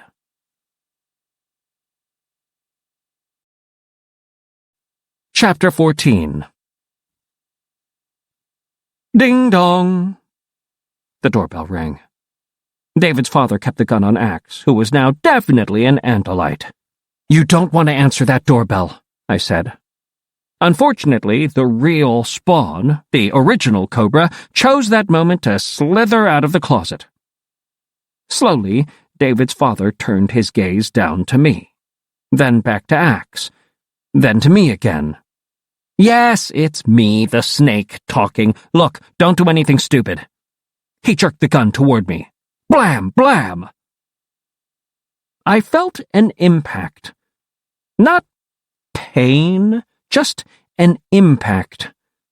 I jerked my snake head and saw a hole the size of a quarter in my body, just 6 inches up from the far end. I was seeing carpet through my snake body. Now David's father was taking more careful aim. Thwap! Axe swung his tail like a bullwhip. The gun went flying. So did a finger. "Hey!" David cried. "Ah!" his father yelled. "Crunch!" Downstairs, the door exploded in splinters. David's father clutched his injured hand. "Tobias," I yelled in thought-speak, "we're going to need reinforcements." There was a severe, house-shaking pounding as many large feet ran up the stairs. 2 Hork-Bajir warriors leaped into the room, saw Axe, and cringed back. And then, between them, stepped another Andalite, older than Axe, and in some way you couldn't quite put your finger on, very, very different from Axe. "Visser 3, Axe sneered in hatred.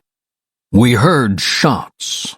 We thought maybe we could help," the Visser said mockingly. "Get out of here!" David yelled. "Get out of here," Visser 3 said. "Why, I'm disappointed. I just got your primitive email, and I rushed right over." You wanna buy the blue box?" "Oh, yes, definitely," Visser 3 said. I do. And I'm willing to pay anything. Let's see, what could I offer you for the box?" "I know." He whipped his tail and pressed the blade against the throat of David's father. "I'll pay you with your father's life." "You aren't getting the box," Axe said calmly, stepping forward to tail range with the Visser. "Then this human will be separated from his head. I understand that's usually fatal in humans." For a long moment no one moved. Not Visser 3, not Axe, not David or his father, not the 2 Hork-Bajir. No one moved, except me. I was new in the morph. I hadn't really tried it out yet, and I had no idea how you're supposed to move if you don't have legs. But the snake's own brain knew. I slithered. Long muscles in my body contracted, shortening one side of my body, forming a half-loop. Then I uncoiled the half-loop to push my head forward. I was silent. I was swift. But I was not invisible. And I was losing blood from the bullet hole in my tail. "What is this? Another Andalite in morph?" Visser 3 wondered, cocking a stalk eye down at me. Sudden movement. David's father jerked his head back, away from the Visser's tail blade. David ran straight at the Visser, yelling, "Let him go!" Axe whipped his tail forward, thwap, but his attack was slowed by having to be careful of David. Thwap! The Visser blocked Axe's blow. The two Hork-Bajir stopped looking like statues and leaped forward, blades flashing. Two Hork-Bajir and Visser 3 versus Axe and a snake. It was impossible. Doubly impossible with David and his father running around getting in the way. Thwap! Thwap! Tail blades sliced the air. Swoop! Swoop! Hork-Bajir wrist and arm blades slashed. Axe was quickly driven back, desperate against the far wall. It was a slashing, tail-whipping madness that ripped posters from the walls and lacerated curtains and sent all the little toys and gewgaws on David's desk flying. I slithered after him, coiling, stretching, coiling, sliding across the floor in pursuit of hooves and the big Hork-Bajir Tyrannosaurus feet. Target, a Hork-Bajir ankle. I reared up. I sighted. I fired! Fast as an Andalite tail, I launched my diamond head forward through the air, mouth open, fangs down. Thump! Yes! I hit flesh. I sank my needle fangs in all the way. I felt the venom pumping chemical death into the Hork-Bajir's leg. Rah! The Hork-Bajir yelled in pain. He kicked, and I was like the end of a whip. He kicked madly, trying to dislodge me, but I was stuck to him by my fangs. Back and forth, whipped forward, whipped back. My head was almost still, glued to the vile Hork-Bajir leg. But the rest of my long body flailed away through the air. Flail forward. Ah! Flail back. Ah! And then the Hork-Bajir began to slow down. Blam, blam, blam. David's father had found his gun. He was in the corner, still cradling his bloody gun hand and firing with the other hand. I saw 3 circles appear in my Hork-Bajir's chest, and down he went. I disengaged my teeth. More Hork-Bajir rushing into the cramped room. I remembered Tobias saying a moving van was coming. That would hold a lot of Hork-Bajir. One big Hork-Bajir stepped on me, not even noticing I was there. A big mistake on his part. I jerked my head forward quicker than the blink of an eye. This time, I bit and released, quickly. Axe was down. I saw him topple over, and I saw Visser 3 and 2 Hork-Bajir close in on him. And that's when things got really ugly. Hurrah! There was a throaty, hoarse-sounding roar, and through the door stepped something even more awesome, more terrifying than a Hork-Bajir warrior. Through the door, bowing her massive head and crunching her huge bulk, came Rachel. If you were to come across a grizzly bear in the wild, out among the trees, it would look huge. But here, confined inside a bedroom, it was beyond huge. The bear was reared up on its hind legs, and its cute little ears were scraping the ceiling. I mean, it scared me, and I knew it was just Rachel in a morph. You want to know what it's like, being a human up against a grizzly bear? Well, you know that da-da-da-da commercial for Volkswagen? Anyway, take that Volkswagen and run it head-to-head into an 18-wheeler going 90 miles an hour. That's human versus grizzly. You just have no concept at all how powerful a grizzly bear is till you're up close and personal with it. Hork-Bajir are nasty, tough opponents, but even they did a quick double-take when Rachel stepped into the room. And behind her, sliding past her with unnatural grace like molten steel, came a tiger. The fight had been rowdy. Now it was going nuclear. David was going to have a real problem cleaning up his room.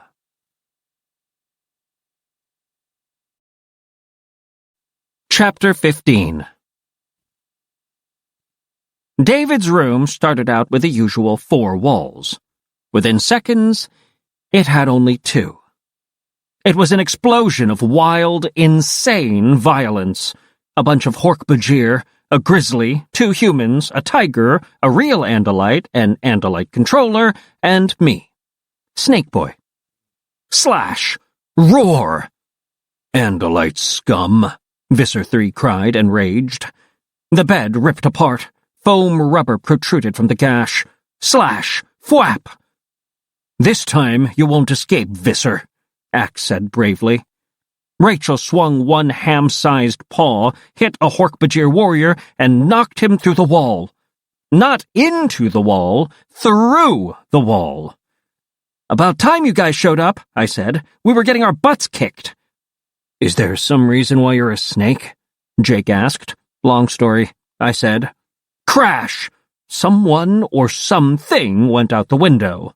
I slithered forward, under the feet of the Hork-Bajir. I was looking for Andalite hooves. I was looking for Visser 3. I was going to drain my venom sacs into him. But down there on the ground, looking up at all these monstrously tall creatures screaming and roaring and slashing and stomping, it wasn't easy. Suddenly, Jake cut loose. Rachel's grizzly might be scarier to see, but Jake's tiger was amazing to hear. Roar! I mean, the floor jumped from the sound waves, the windows rattled, you could feel the air vibrating. Then, hooves, delicate Andalite hooves. But whose? Axe or Visser 3? As I stared through Snake's eyes, I saw the hoof changing, melting, and now growing. It was Visser 3 morphing. I reared back. I flexed the bones that flared my hood, and A hand reached down and grabbed me behind the neck. It was David. "Look out, Spawn!" he cried. "You idiot, put me down!" I roared in thought-speak. David jumped back, startled, and dropped me. I spun, looking to take my shot, but then... whoomph! A big Hork-Bajir foot came down on me. It didn't kill me, but it sure slowed me down. I lay there stunned, gazing up at Visser 3 as he morphed.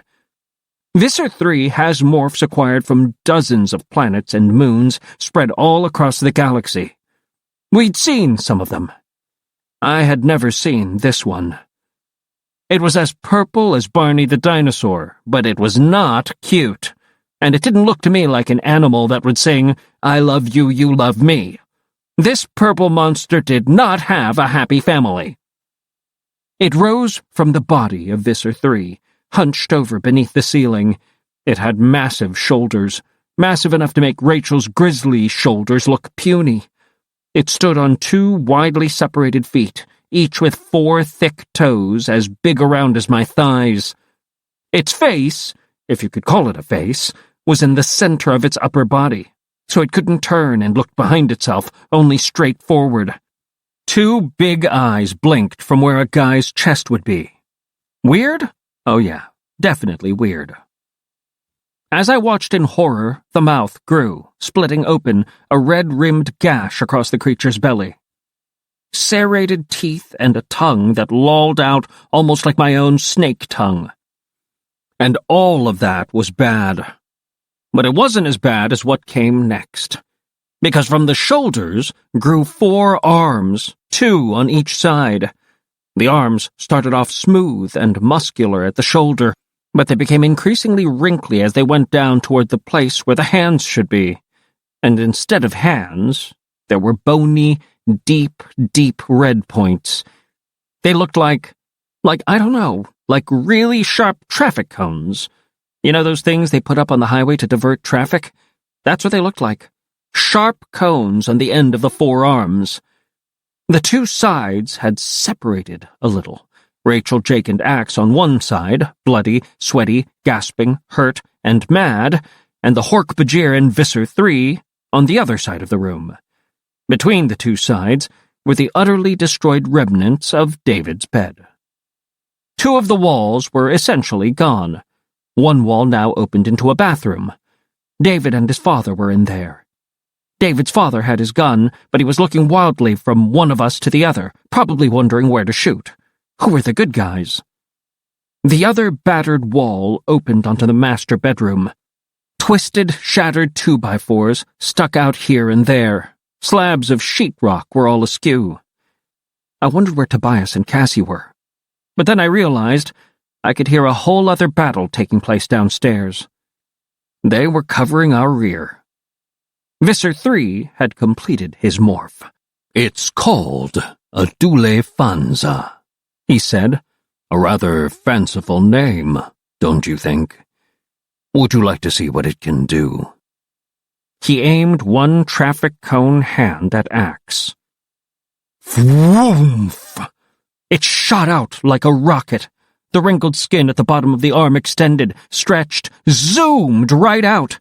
The cone shot toward Axe. Axe dodged, but caught a glancing blow that knocked him to his knees.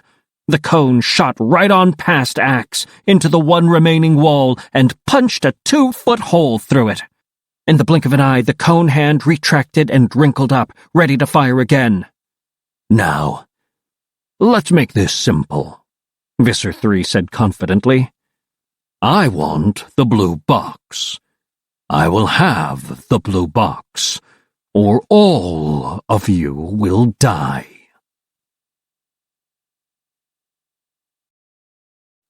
Chapter 16. Fact 1. There was no way we could let Visser 3 have that box. Fact 2. I didn't even know where the box was. Fact 3. There were now 6 Hork-Bajir crammed into the room in the adjoining master bedroom, plus Visser 3 in his powerful morph. More Hork-Bajir downstairs were keeping Cassie and Tobias from helping us. So fact 4 was, we were not going to win this fight. We need to bail, I said to Jake and Rachel. We can't. If we leave, the Yeerks can tear this place apart and find the box, Jake pointed out. Where is the stupid box? Rachel wondered. I should point out that thought-speak is a little like email. It's only heard by the people you want it to be heard by. Unless you're speaking in the open, in which case it's like any normal voice and can be heard by anyone within range. The 3 of us were talking only to each other, but when the Vissers spoke, it was for all to hear. I'm not a patient, Yeerk, Visser 3 said. I'll have the blue box, and I'll destroy you all. But if I get the blue box now, I may decide to destroy you some other time. Only David knows where the box is, I pointed out. Okay, Jake said. Ask him. David, I said, directing my thought-speak to him. David, listen to me. I saw his frightened eyes darting, looking for the source of the voice. He was in the bathtub. Not a bad place to be, considering the other choices. David, listen to me. I'm on your side. We have to rescue that box, so we have to know where it is. Visser 3 glared at Axe with his chest-mounted eyes. Brave Andalites, he mocked.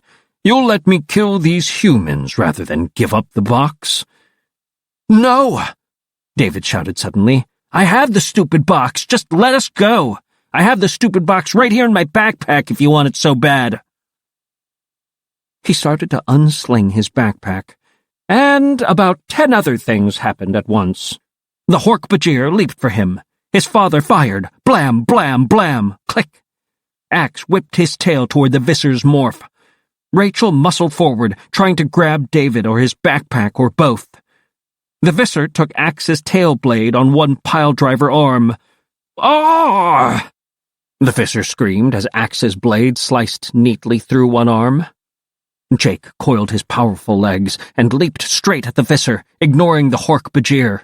I struck the closest Hork-Bajir leg I could find and emptied my poison sacks into him. Rachel, get that kid out of here, Jake yelled. Rachel bellowed, lowered her head, landed on all fours, and ran straight at David. Like a train, like a Mack truck she ran, straight at him. Hork-Bajir slashed at her.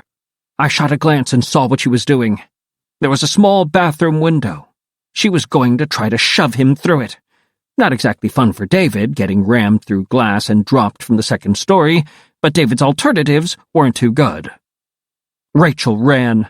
David cowered, and the Visser fired 2 massive piledriver cone hands straight for David. Woomph! Wham! Crunch! The cone hands missed and blew a hole in the outer wall of David's bathroom. In a flash, he was swept up by a mountain of bear, shoved through the shattered plaster and glass, and propelled out into the late afternoon air.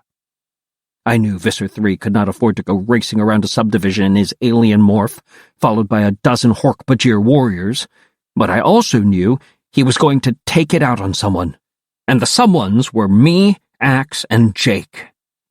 Wham! The pile-driver fist fired at Jake. I felt the breeze from it as it shot past my face.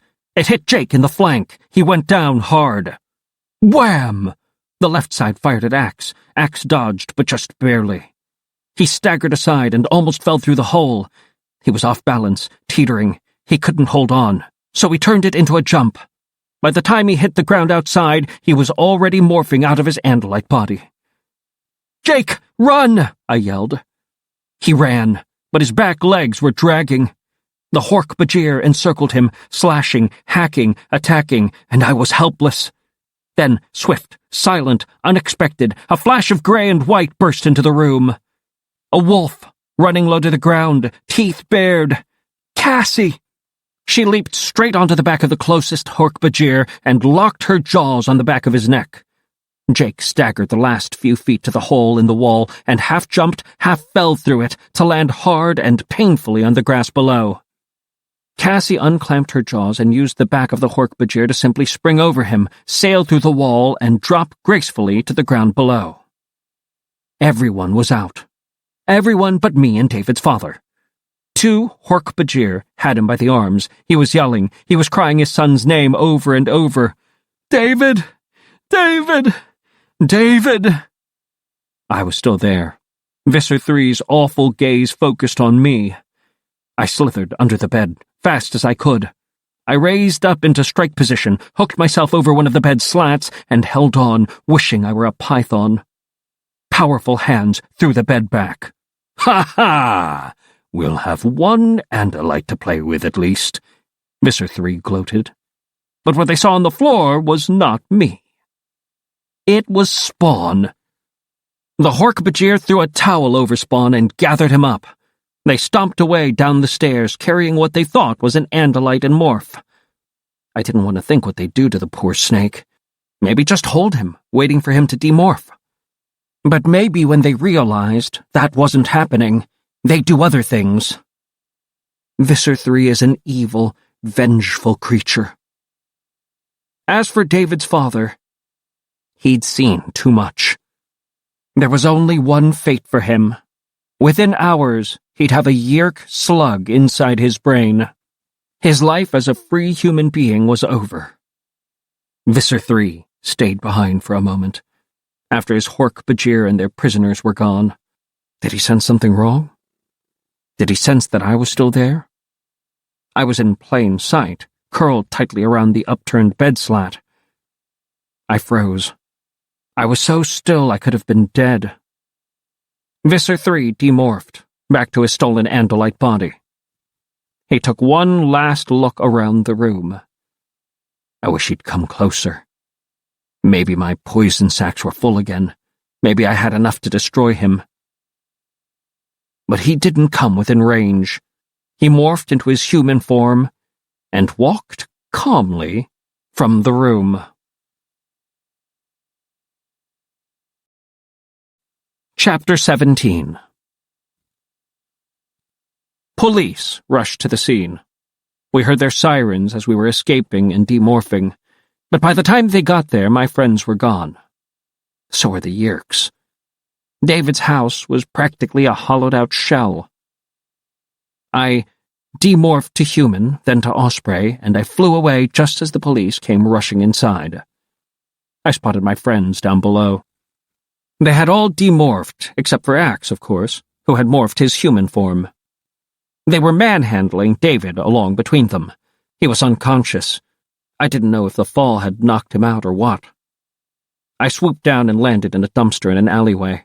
I demorphed there, away from prying eyes, and climbed out.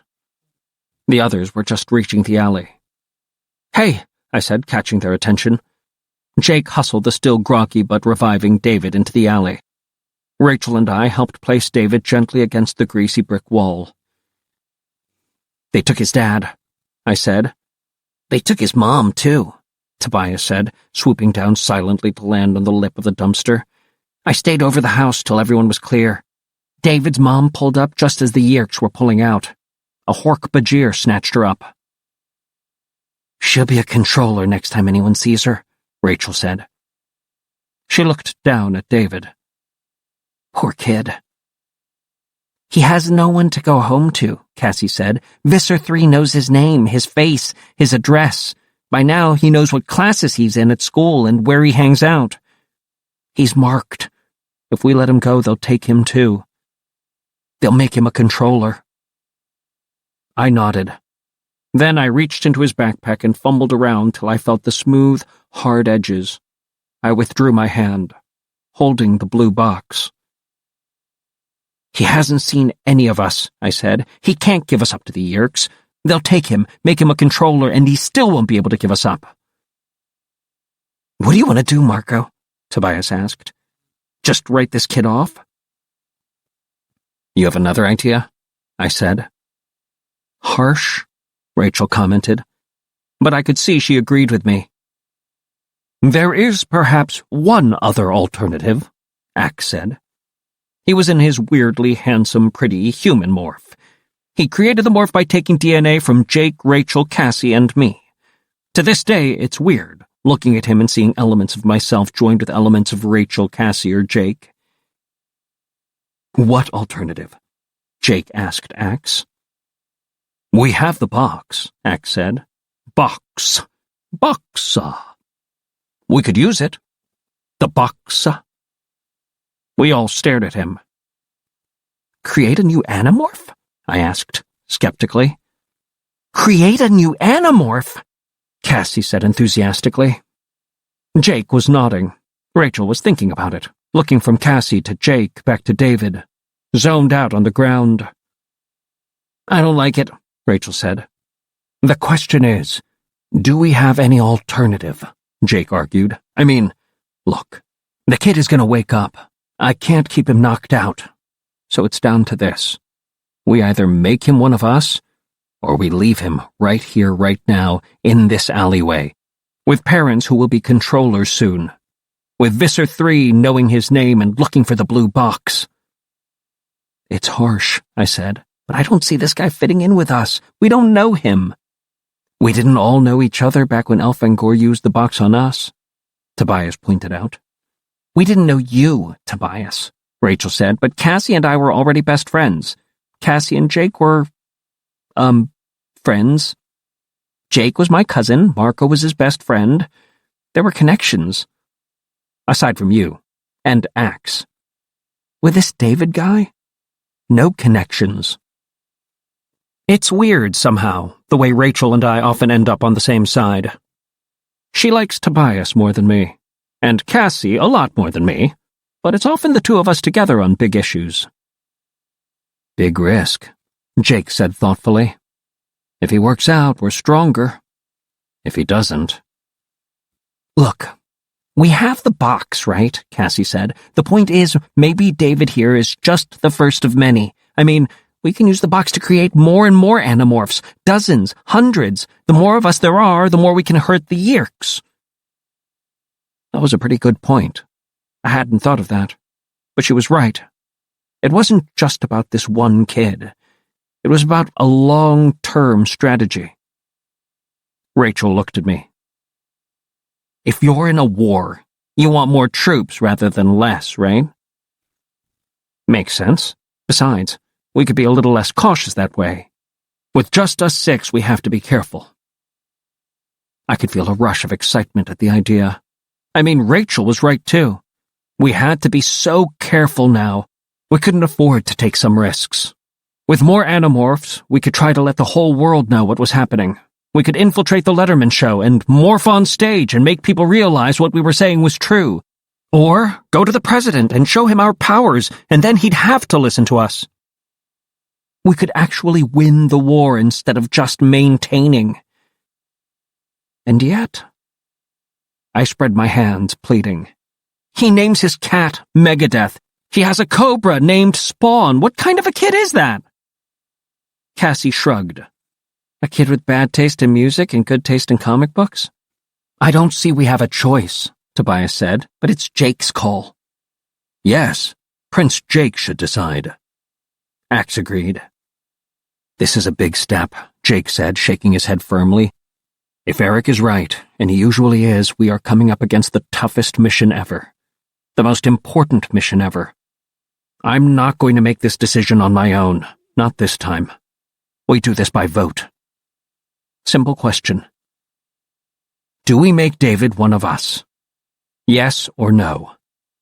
Yes, Tobias said. Can't just leave him to Visor 3. I vote yes, Cassie said. We have to make a leap of faith here and hope it will work out. I snorted. I can't help it. It's my automatic reaction anytime people start talking about leaps of faith. Cassie smiled tolerantly at me. I should not vote, Axe said. I follow Prince Jake. Jake. Jake shook his head. Nope. You're a part of the group, Axe. In battle, maybe there isn't time to vote on everything, but this is a democracy. Then I vote no, Axe said. My eyebrows shot up. There were 6 of us all together. This vote could still go my way. Just out of curiosity, why Axeman? Tobias asked. We are not an army. We're a guerrilla group, he said. Guerrilla. The differences between the two words are very subtle. You humans should not make your words so... But my point is, going from 6 members to 7 will not make us much stronger. And it carries risk. Risk, If we're talking about having hundreds, maybe thousands of Animorphs eventually, don't we have to start somewhere? Cassie asked. Yes, Axe agreed. But we should start with someone we understand, not a stranger. We have this mission before us, to save the human leaders of your various countries. A 7th person might help us. But it might also make our team indecisive, uncertain. Jake looked at me. I'm with Axe, I said. Something about this guy doesn't feel right to me. 2 in favor, 2 against, Jake summarized. Rachel? Rachel would vote against. Then, even if Jake was for it, we'd have a tie. Jake would never go ahead if we had a tie vote. I was starting to feel relieved and guilty all at once. I didn't enjoy thinking about David's fate. Let's do it, Rachel said. What? I yelped. You heard me, Rachel said. Axe makes a good point. 1 extra member just adds risk, but Cassie's right too. We have to start somewhere, now that we have the box. What are we going to do? Run an ad in the newspaper? Help wanted, danger, nightmares, big-time creepiness, no pay? Have you ever wanted to turn into a bug and fight brain-stealing aliens? Well, call 1-800-Animorph. Cassie laughed. The sad thing is, Rachel, you would actually respond to an ad like that. Rachel laughed. Exactly. So, you see the kind of people we get? It was up to Jake now. David moaned and moved his head. His eyes fluttered open. Who are you? He asked, blinking up at Jake, then looking around at the rest of us. Jake sighed. We're the people who are going to totally change your world, David.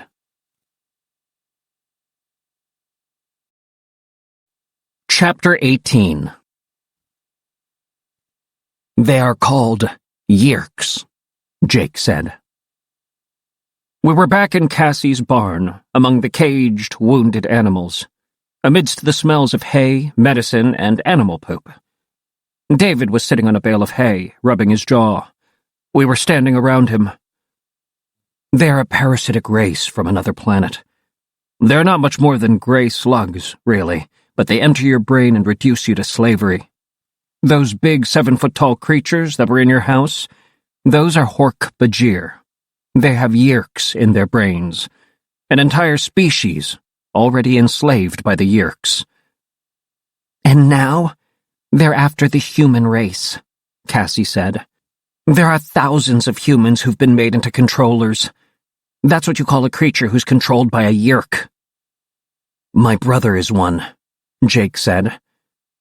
And by now, David, so are your mother and your father, I said. Cassie shot me an angry, disapproving look. Jake obviously agreed with her. I shrugged. He needs to know what's happening, I said. He needs to know this isn't just some game. "What about my mom and dad?" David asked me directly. I sighed. "Look, it's all about that blue box you found. The Yeerks want it. The guy who turned into the big purple pile driver, that's Visser 3. He's the leader of the Yeerks here on Earth. He's running the invasion, okay? As you may have noticed, he wants the box. And he allowed your father, and your mom too, I guess, to see the truth. To see him. And that's a no-no. The Yeerks don't want people knowing what's happening, not yet. So he's going to keep your mom and dad quiet. Plus, he's going to find out what they know about the box." David shook his head, not understanding. "Are you saying he'll torture them or something?" "Man," I muttered. Explaining everything was going to be hard. I walked over and stood right in front of David. "Listen to me. By now, your parents have been taken to a secret underground facility called a Yeerk pool. It's not a nice place. Picture a sludgy cesspool of a pond the color of molten lead. There are 2 steel piers leading out over the pond. Hork-Bajir warriors will drag your parents out to the end of one of those piers. They will—" "Marco!" Cassie said angrily. "They will drag them out to the end of that pier, and they will kick their legs out from under them and force their heads down into the sludge. And while they are kicking and screaming and calling for help, a Yeerk slug will swim over and it will squeeze into one ear. And it will flatten itself out and squeeze and burrow and dig its way into their skulls, where it will spread around and into their brains. And the Hork-Bajir will yank them up out of the sludge, and they will start to feel that they cannot control their own arms or legs. Cannot open their own mouths or move their own eyes. The Yeerk will open their memories like a person opening a book. They will be slaves. The most total slaves in all of history, because even their own minds won't be theirs anymore. Are you getting the picture?" Throughout all this, David had just stared at me. But slowly, without me noticing at first, tears had begun to well up in his eyes. And now I jerked myself away. I was panting, feeling like I could see it all happening in my imagination. As I'd been talking, it wasn't David's mother I was seeing. It was my own. Silence in the barn. Even the animals seemed quiet. "My mom is one," I said flatly. "She's a controller." "There's a lot to tell you, David," Jake said quietly. "But Marco's right. You need to know this isn't a game. This is life and death. This is the future of the whole human race. It's too late to help your parents, and as of now, you have no home, and you can't go back to school. You do, they'll find you, and it'll be you taking that long walk down the steel pier." I saw the expression in David's eyes darken further still. It's not every day someone tells you your life is over. "This is stupid," David said. "I mean, it's not right. Can't be. This is all some kind of trick." "You saw what went down at your house," Rachel said. "That could have been guys dressed up in costumes," David argued. "You saw Visser 3 morph," Cassie pointed out.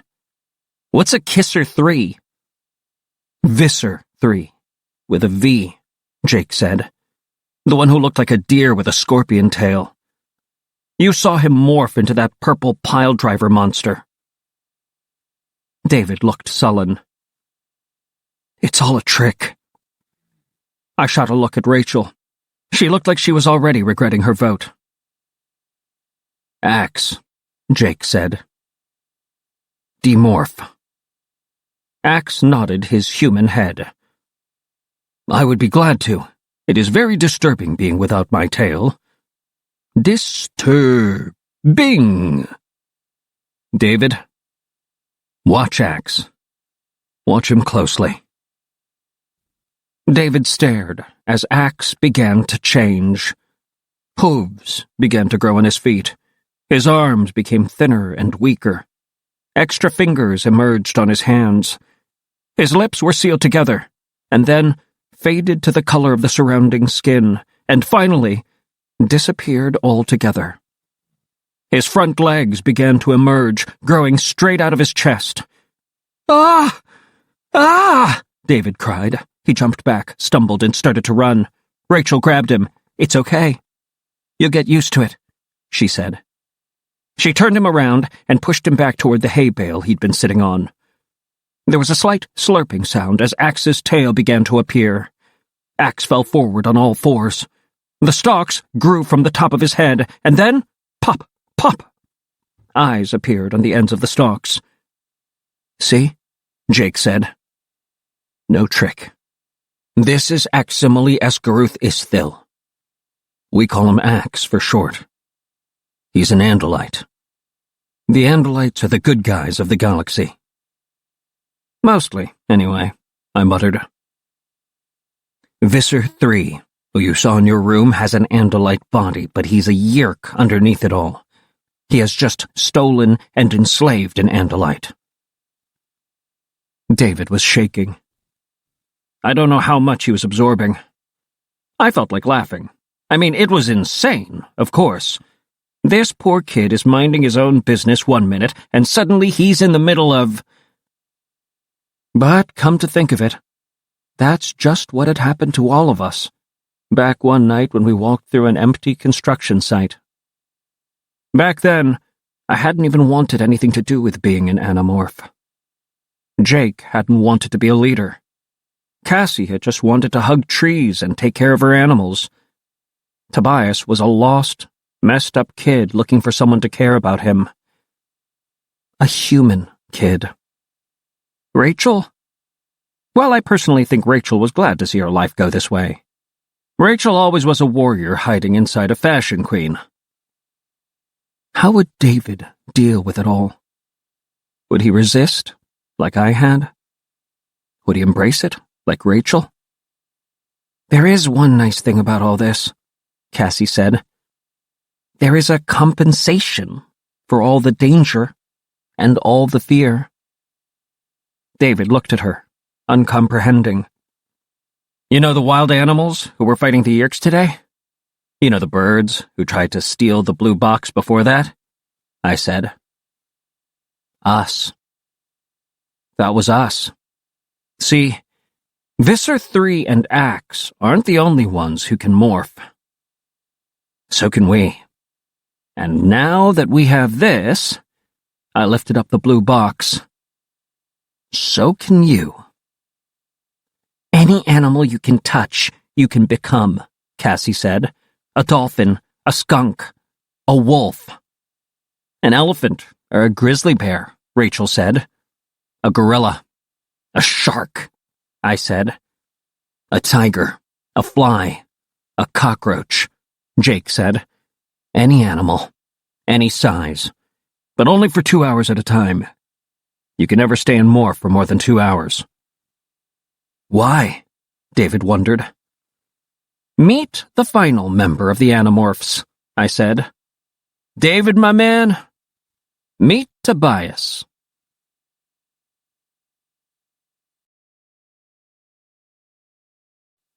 Chapter 19. David spent the night at my house. I told my dad it was a sleepover. I gave him my bed, and I used my sleeping bag and an air mattress.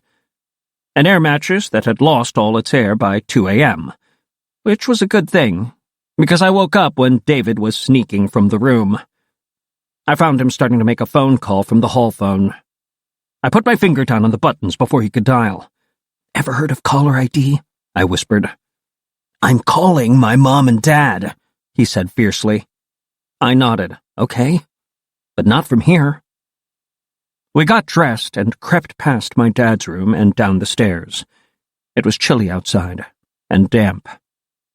"Come on," I said. "Where are we going?" "You want to call home? Fine, we'll call. But from a payphone. And then we'll see what happens." I led him down the street, hoping no cop would pass by and notice us. I wasn't used to roaming the streets late at night. At least, not as a human. Normally, I'd be in Morph. I took him down the dark, quiet subdivision streets, out through the gate and along the boulevard to the 7-Eleven. There was a phone on the street side of the 7-Eleven parking lot. "Okay, now listen up," I said to David. "We do this my way. You can call, tell your parents you're all right. Don't tell them who you're with. Don't tell them where you are. Got it?" He nodded, but I don't think he intended to listen to me. That was okay, because I wasn't going to leave him alone. My finger would be half an inch from the little lever, ready to kill the phone call if I even thought he was about to say anything wrong. David pumped in a quarter and started to dial. I grabbed his arm. "Before you do that, let me tell you exactly what's going to happen. Your mom and dad will sound totally normal. They'll tell you to come home. If you refuse, they'll ask where you are. Ask them what happened today at the house. Just that." David finished dialing. "Hello, Dad? It's me. It's me." I waited while he listened. "No, I'm not okay. I'm scared." Listening again. I silently mouthed the words, "Ask him." "Dad, what happened? I mean, those were aliens and all." David listened. His eyes turned to me. I could see the dull fear. "It was all a trick?" he echoed back. "It was guys from your work playing a trick." I rolled my eyes. I'd expected some lame lie, but that was really lame. "Dad, I saw that one alien turn into something else. That was real." Pause. "I'm okay. Click. I stopped the call. David turned on me, furious. He looked eerie in the neon and fluorescent glow from the 7-Eleven. "What are you doing?" he demanded. I grabbed his sleeve. "Come on. That's time enough." He shook me off. "Step off, Marco. You don't tell me what to do. Listen, you idiot. In about 2 minutes, a couple carloads of Yeerks are going to come screaming up looking for you. They'll trace the call." "My dad wouldn't do that." "No? Come with me. We can watch. We can see what happens." He came with me across the boulevard. There's a row of older buildings over there, the kind with deep, dark doorways. We slunk back into the shadows. I was wrong.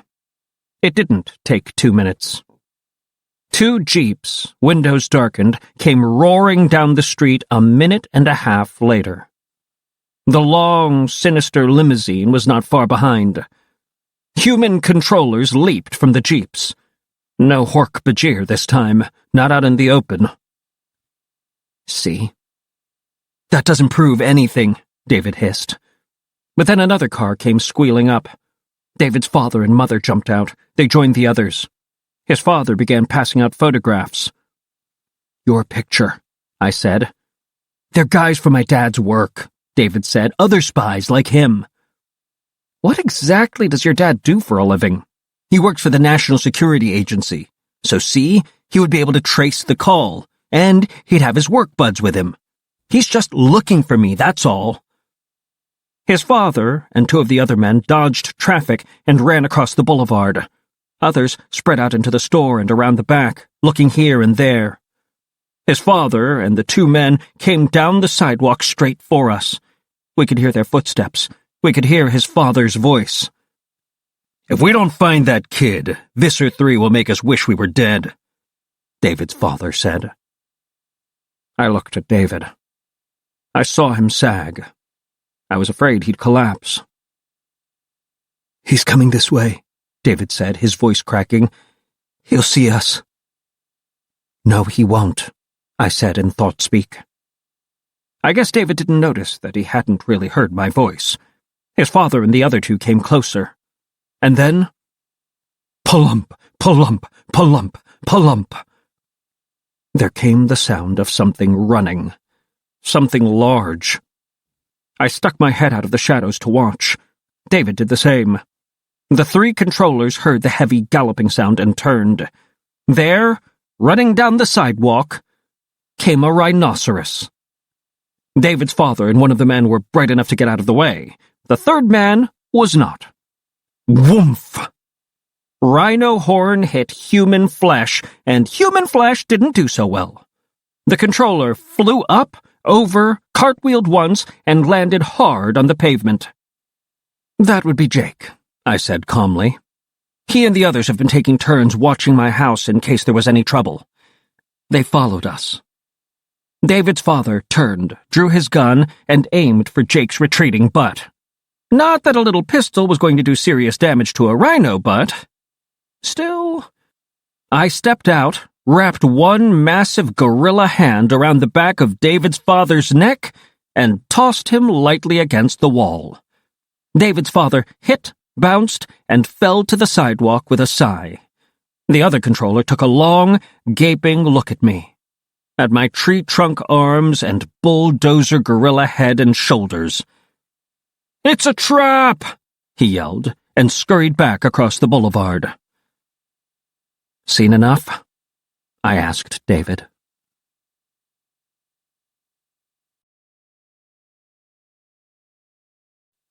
Chapter 20. We moved David from my house to Jake's house. We didn't have any idea what to do with him long term. He couldn't go home.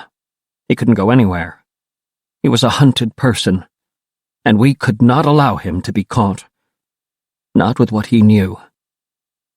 The day after he witnessed his father as a controller, we assembled in the woods. Cassie's dad was working in the barn. Even though it was still chilly out and the sky was filled with clouds, we were tramping along, clutching our sweatshirts and jackets closed with one hand. With the other hand, we were carrying a large, divided wire cage. We'd passed poles through front to back, one on each side. Cassie, Jake, Rachel, and I each had a pole end.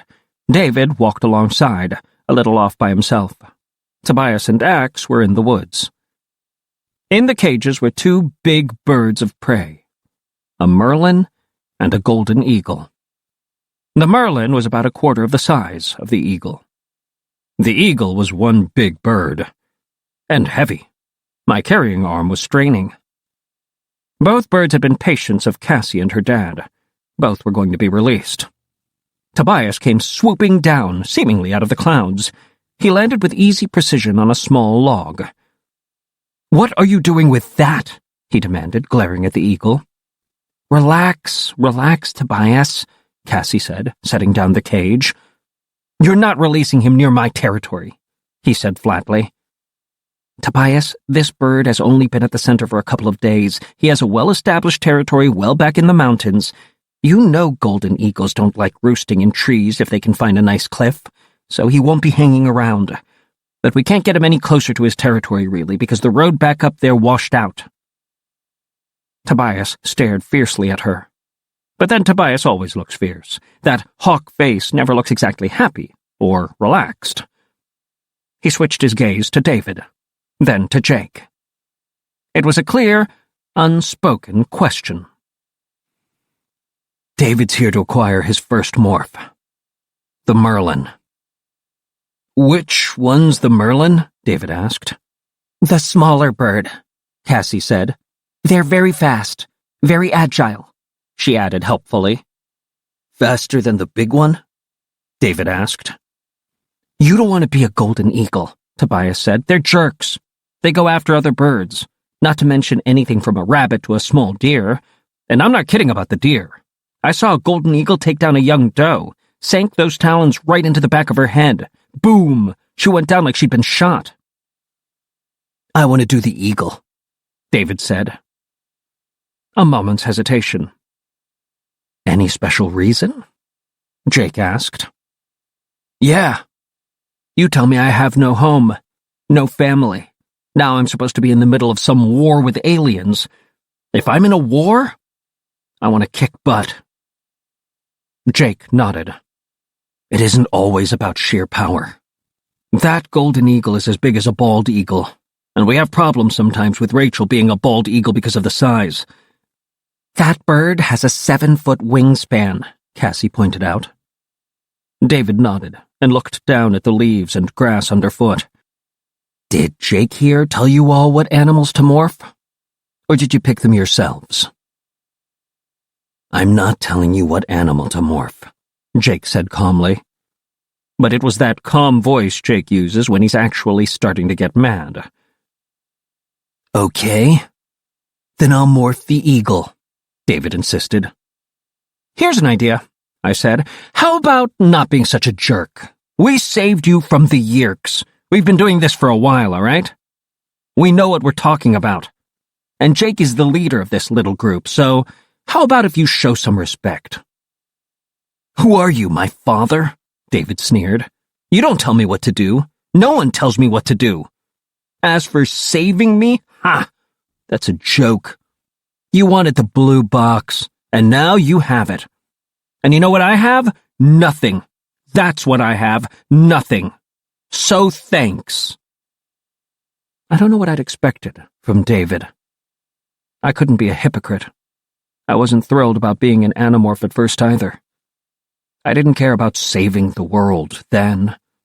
I just cared about my dad not getting hurt anymore. And I guess I didn't really accept it all till I discovered my mother was a controller. That's when I knew we had to fight. Look, kid, Rachel began. But Jake gave a little shake of his head and Rachel stopped talking and just fumed. You guys all think you're so tough and so cool, David said. All these battles you've been in and all. But now here I am, the new guy, as usual for me. And you don't like me. No one doesn't like you, Cassie said. David turned his head to stare right at me. He doesn't. I'm not an idiot, you know. I can tell what people think about me. My family moves every couple of years, whenever my dad gets transferred. I'm always the new kid in school. So I've gotten good at telling what people think of me. And now, here I am in this different school, and I'm the new kid. He shrugged. So look, maybe you like me, maybe you don't like me, I don't care. I'm here. If you use the blue box on me, I'm one of you. But I'm not going to get pushed around, and I'm not going to be all, oh, thank you, wise and wonderful Animorphs, for letting me join. If I'm in all the way.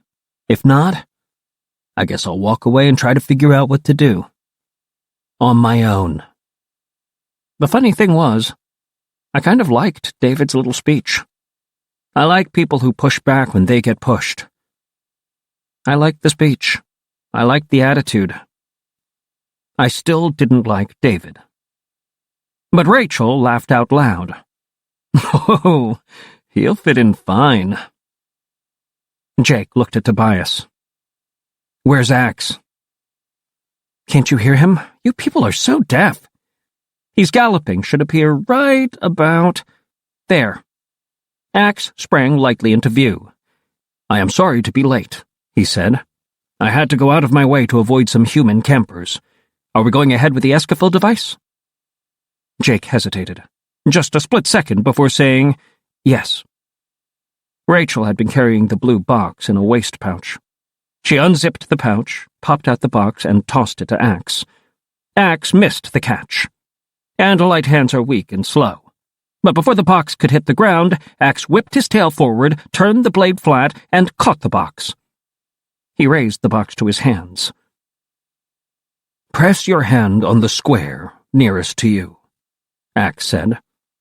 Wait, shouldn't there be some kind of ceremony or something? Cassie said. Like what? I asked. You want us all to join hands and sing the Star-Spangled Banner? No! I don't know all the words, Cassie said. With a sly grin, she added, We could sing Bop. We all laughed. Even David. Axe held out the cube in one hand. David stepped forward, still obviously a little intimidated by Axe. He pressed his hand down on the cube. It tingles, David said. Suddenly, I was back in that dark construction site. Back with Jake and Rachel and Cassie, with a human Tobias and a dying Elfangor. I barely recognized the person I'd been back then. I had changed. Everything had changed that night. Now, David, another kid, not very different from any of us, had been dragged into this nightmare reality of great power and greater fear.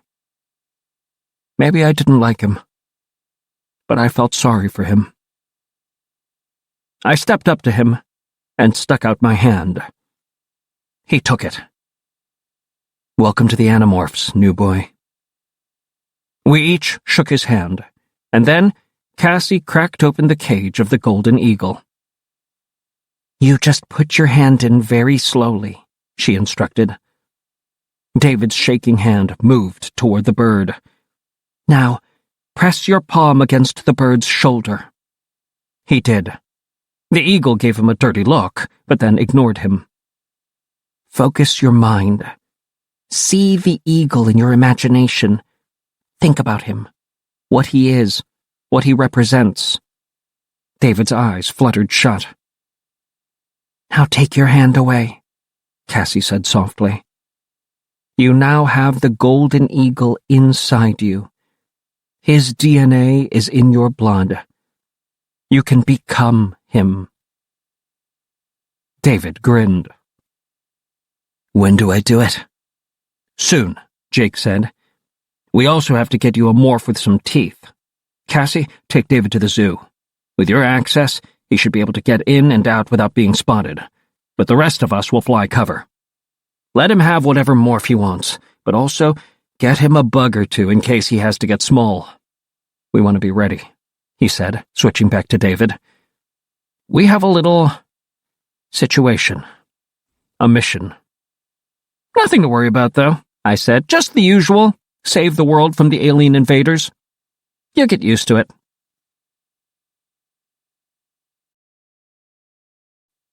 Chapter 21. There were two big tests ahead for David. One was his first morphing. The other was his first battle. We'd all gotten used to morphing. Almost. But the first time was a serious eye-opener. You think you've experienced weird? You haven't experienced anything until you watch your own body turn into something extremely different. It would have been nice to have some time to prepare, David, but there was no time. Eric had told us the world leaders would be showing up in 4 days. Time was up. They were coming, and we had to figure out which one was a controller, protect the others, and if at all possible, find a way to warn them all of the Yeerk conspiracy. I have the brochure, Rachel announced as we met once again in Cassie's barn. I downloaded it off the internet. She held out some color printer pages showing the Marriott resort. There were photographs of rooms, pictures of giddy, happy people in bathing suits, a shot of a big buffet table, maybe 50 feet long and loaded with food, and a map of the resort. The map showed a big main hotel building that was 20 stories high, and down closer to the beach, a jumble of smaller cottages. 10 cottages in all. They'll be in the cottages, I said. The leaders, I mean. They'll dump all their people in the main hotel building. Sounds right, Jake agreed. They'll have security so tight, no one will be able to burp without 9 guys in sunglasses running over with their Uzis cocked and ready. I counted off on my fingers. French security, German security, Japanese security. Ninjas? David asked. Yeah, Jackie Chan himself, I said, rolling my eyes. He's Chinese, not Japanese, David said, rolling his eyes back at me. British security, I said, adding quickly, and no one say Bond, James Bond, please. Russian security, and American Secret Service, FBI, and local cops. Jake sighed and shook his head. Now, just to make things really fun, I continued, there are the Yeerks. How many of the hotel's maids and waiters and pool boys are controllers? Don't know. How many of the Russian, German, British, French, Japanese, and U.S. security guys are also controllers? Don't know. All we know is that one of these presidents or prime ministers is a controller. At least one, Cassie said. Sorry to interrupt, but it's kind of important. Eric said one of them was a controller. he didn't say for sure that the other 5 were not. We all just gaped at Cassie. It hadn't occurred to me. It should have, but it didn't. "Can I say something?" David asked. "Sure," Rachel said darkly, "as long as it isn't more bad news." "It kind of is. My dad is part of the National Security Agency. What they do is electronic surveillance, like bugging phones and watching people from satellites in orbit. Well, it just seems to me the Yeerks can do all those things plus a lot more, so probably the entire Marriott resort is being watched by the Yeerks." "I'm pretty sure I said no more bad news," Rachel grumbled. Oh, man. Nothing scares me more than Rachel being discouraged. By the time she starts worrying, any sane, sensible human being is ready to run screaming from the room. "We have no choice," Jake said. "Do we?" "If the Yeerks get to the president and these other guys, we might as well give up," Tobias said. 6 powerful world leaders, all controllers? I mean, those 6 people are just slightly more powerful than the 7 of us. "All that security," Jake said. "That's a lot of ways to get shot." "Yeah," Rachel agreed. "So, let's do it." "You ready?" Jake asked David. David nodded. "Okay," Jake said. "This should be a nice, safe, easy trip down the coast. We're just spying the situation out. You'll need the eagle morph, but not the other morph you acquired at the zoo." "Still, the morphing will be very creepy," Cassie warned, "so be prepared. What you do is just concentrate. Focus on the eagle." I could see David's brow creasing with the effort of concentration. "It's going to be weird," Rachel warned. David's skin was already changing colors. It was turning a sort of medium brown. His eyes widened as he looked down at his hands. "It won't hurt," I reassured him. Lines began to appear on the brown flesh, lines that outlined feathers, and at the same time David began to shrink. "What's happening?" he cried. "You're getting smaller," Cassie said gently. "It's part of the process.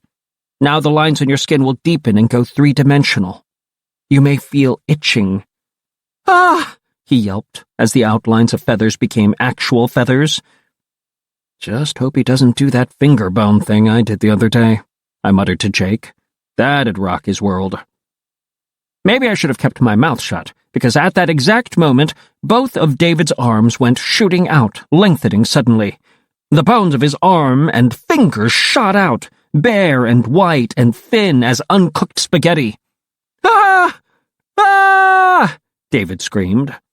"Ew," Rachel commented helpfully. "Now that's gross." "Ride through it," Cassie said. "Just stay with it. Look. See? The flesh and feathers are covering the bones now." Sure enough, the bones were only visible for a few seconds, but David was rattled. "Don't sweat it," I said. "Wait till you morph a fly. You want to see disgusting? That's disgusting. This is nothing." I waved my hand dismissively. "I don't want to," David started to say, but then his mouth bulged out.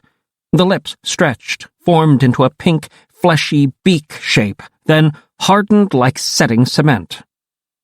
David was small now, smaller than me, half my size, but with enormously long brown wings. His clothing was hanging loosely, wrinkled up around his feet.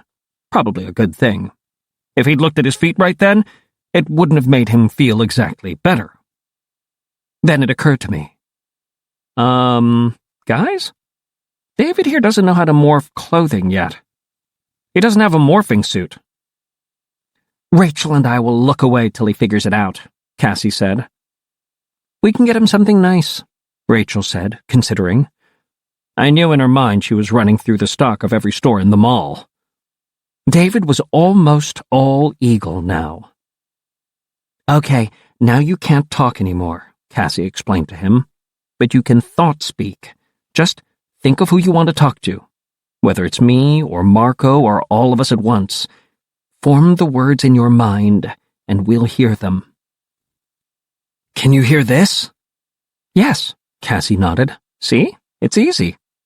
But now comes the really tricky part, because the eagle's brain, its basic instincts will kick in, and the eagle head, faintly gold in the dull gray light, snapped left, the eyes focused sharply on Tobias. The golden eagle was flapping wildly, aiming sharp talons and ripping beak toward Tobias before anyone could move.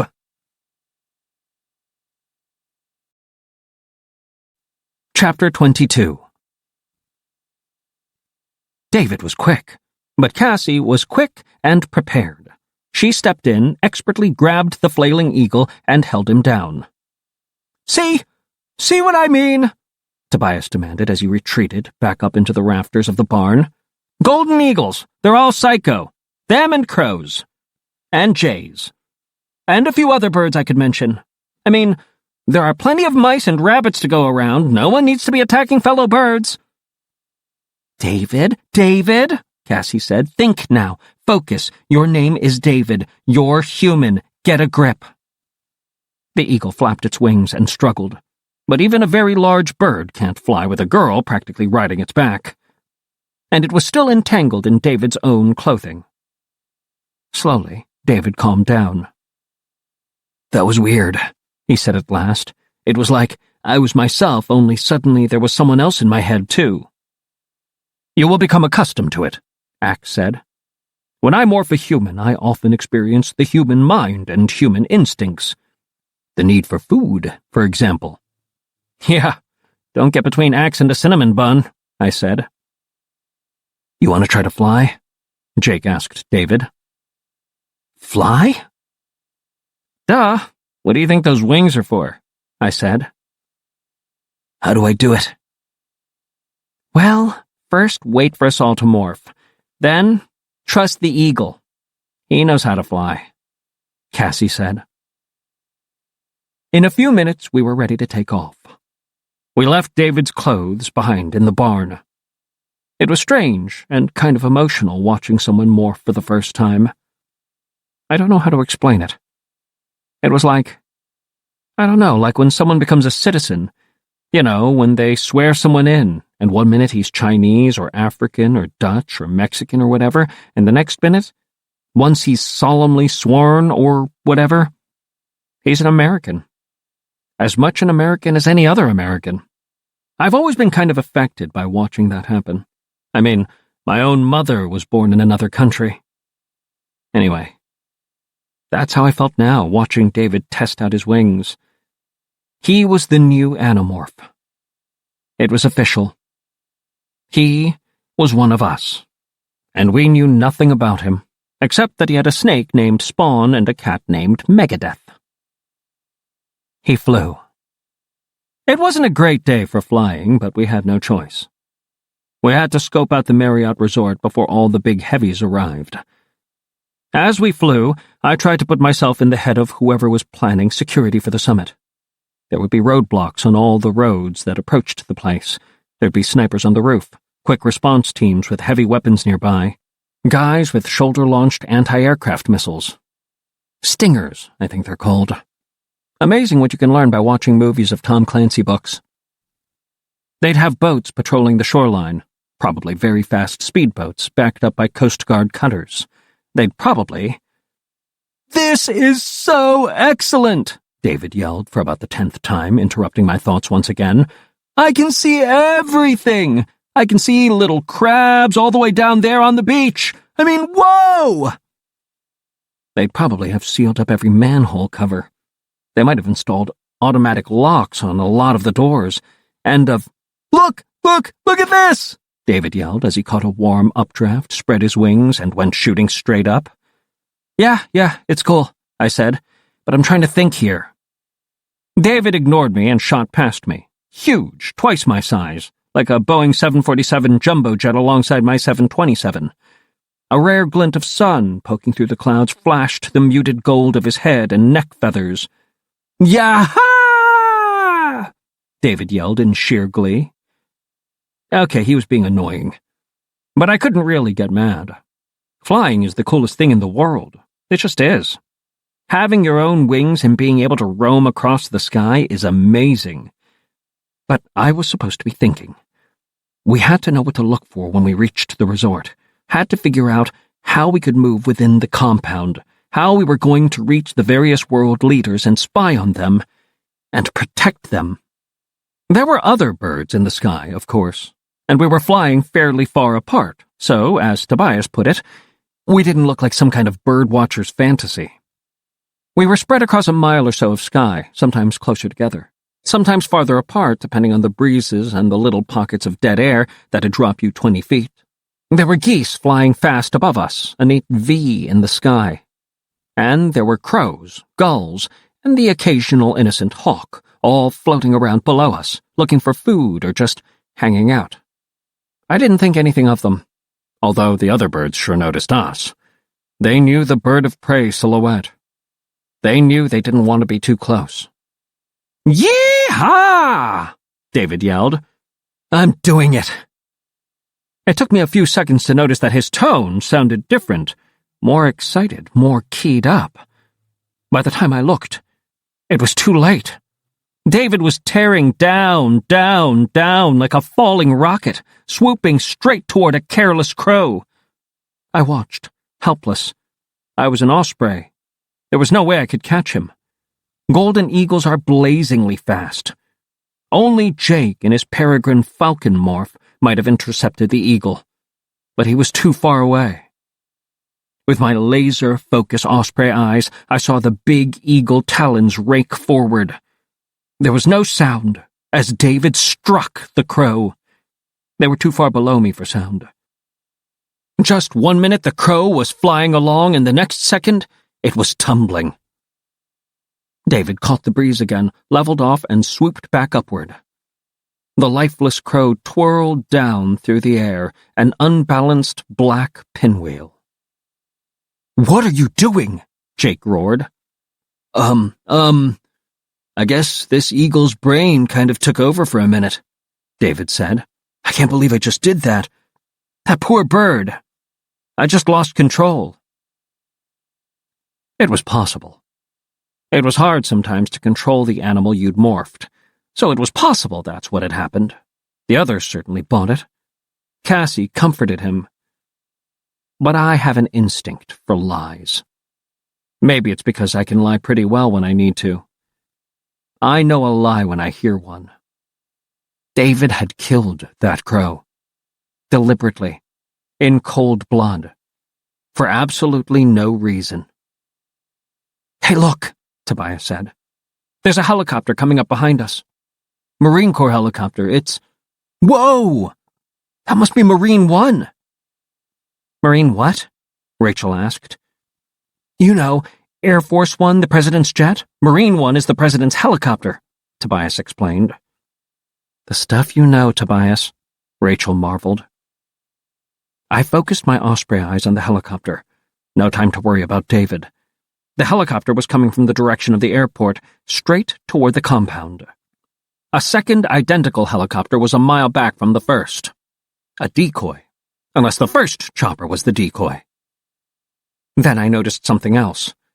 A blurring in the air above and behind the helicopter, like the air itself was swirling a little. Almost like heat waves coming up off hot asphalt. Tobias had noticed it too. "Oh man, we've seen that before." "What's the matter?" David demanded. "Yeerk stealth technology," Axe said calmly. "Human eyes would never notice. Human radar won't spot it. But these eyes are very good, and Yeerk technology is... well, it's not exactly Andalite technology." "So what is it?" David cried. "Yeerk spacecraft. Shielded," I said. "One coming right up behind the President's helicopter. They aren't going to wait for the conference. The Yeerks are going after him right now." Chapter 23. "Move, move, move!" Jake yelled. We hauled. We flapped our wings like insane ducks, racing to reach the helicopter before the Yeerks did. It was off to our side, going the same direction as us, but still distant.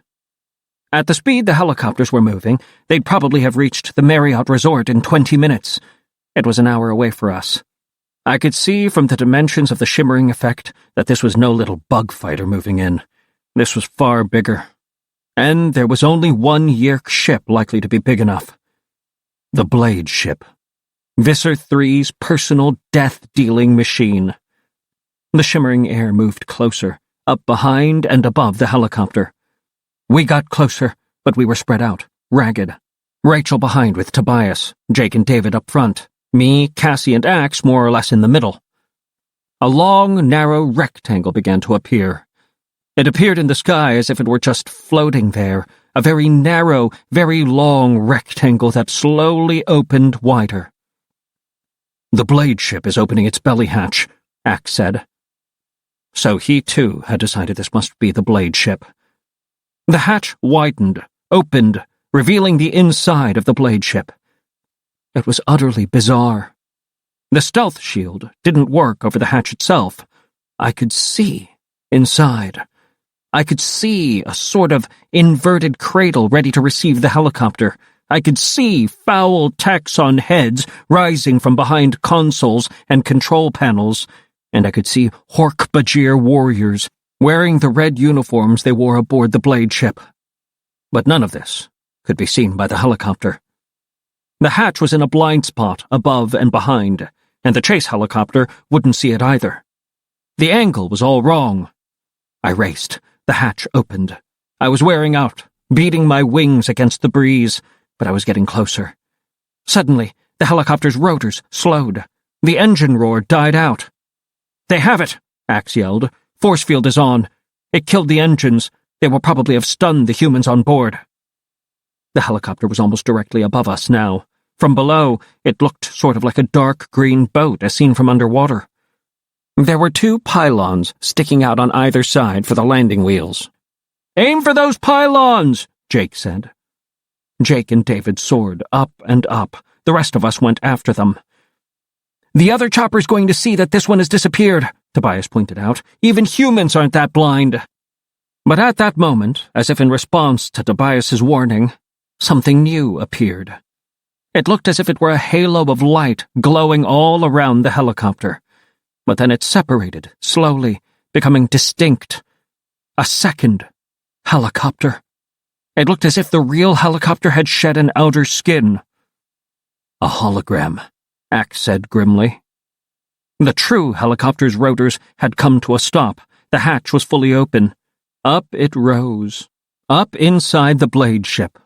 And the hologram of the helicopter took its place, flying along, looking exactly like the real thing. Jake and David soared. Jake flipped in midair, extended his talons, and caught an edge of one of the pylons. David grabbed a strut and held on. The hatch began to close. "No way," I said. I flapped till I thought my lungs would burst. Hatch closing, me racing, hatch closing.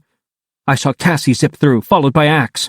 No time left. The hatch was closing too quickly. The opening was 2 feet wide, 18 inches, a foot, 6 inches. Zoom! I blew through, scraping my belly and my back. A split second later, I'd have splatted. But I was in. I killed speed, twisted hard, swooped under the belly of the helicopter, and landed on the now closed deck. Yes! I'd made it. I'd made it aboard the Blade ship of Visser III. Oh, goody. What was I, insane?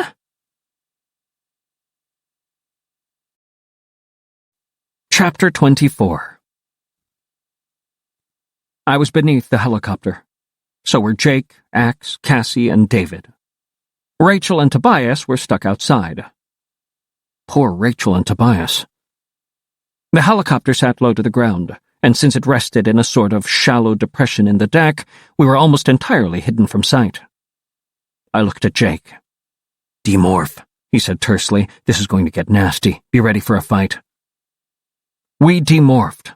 Within minutes, we were 4 very scared kids and 1 shaky Antolite lying beneath the president's helicopter. I looked at David to see how he was maintaining. He looked like he was getting ready to visit a dentist who didn't believe in Novocaine. He was ready to wet himself. Good, I thought. Only an idiot wouldn't be scared. Looking past him and the others, I could see Hork-Bajir feet rushing around the helicopter. They carried an unconscious man from the helicopter. I saw dark gray suit pants and black shoes. I saw the sole of one shoe. There was a slash across one heel, like he'd stepped on something sharp. The president? If so, we had less than 0 time. Axe, Jake whispered. We need a distraction. Jake obviously thought the same. We needed time to morph. I think if I were Axe, I might have felt just slightly resentful right then. It was like, Axeman, go get yourself killed so we can take our time morphing.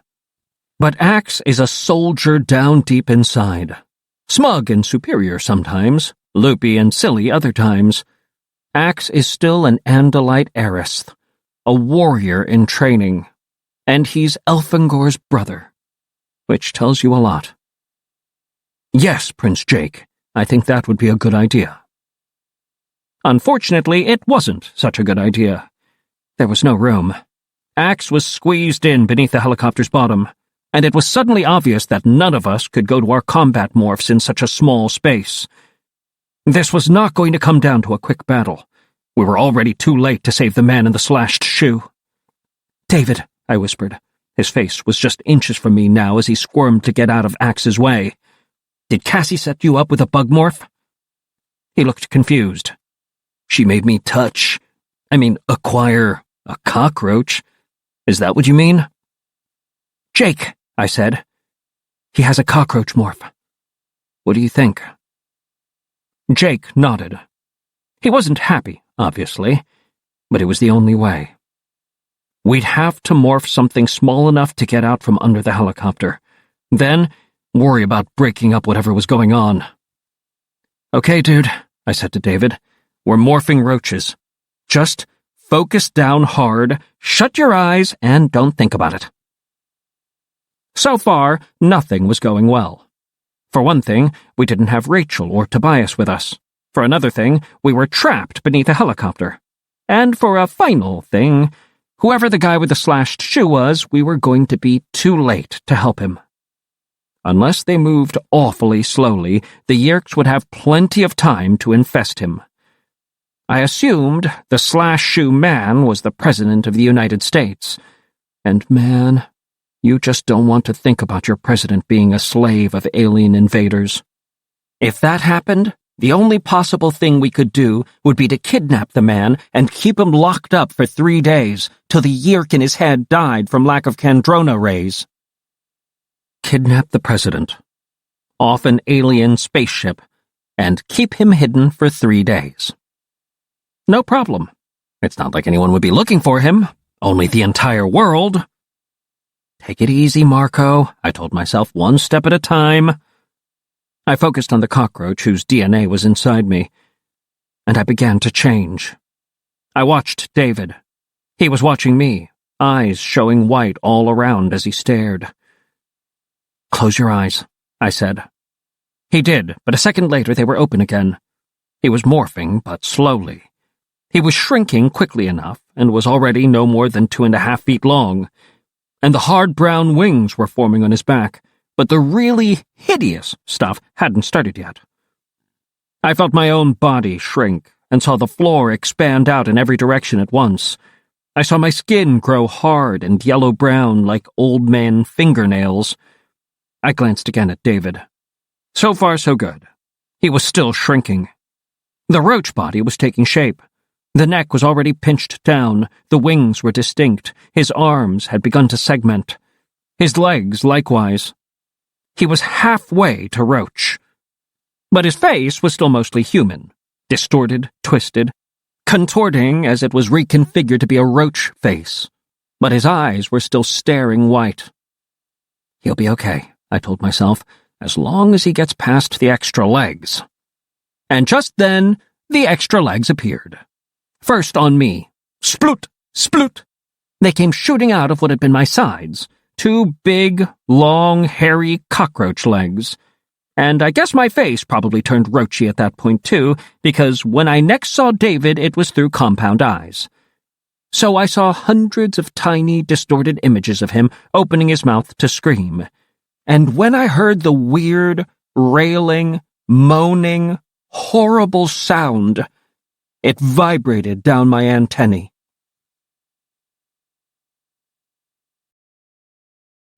Chapter 25. He opened his mostly human mouth to scream. It wasn't much of a scream because his lungs were almost gone, but it was enough. A loud Hork-Bajir voice yelled, "Hitnef Shella! Shella! No sound!" Everything got very quiet, and then it was easy to hear when David screamed a second time.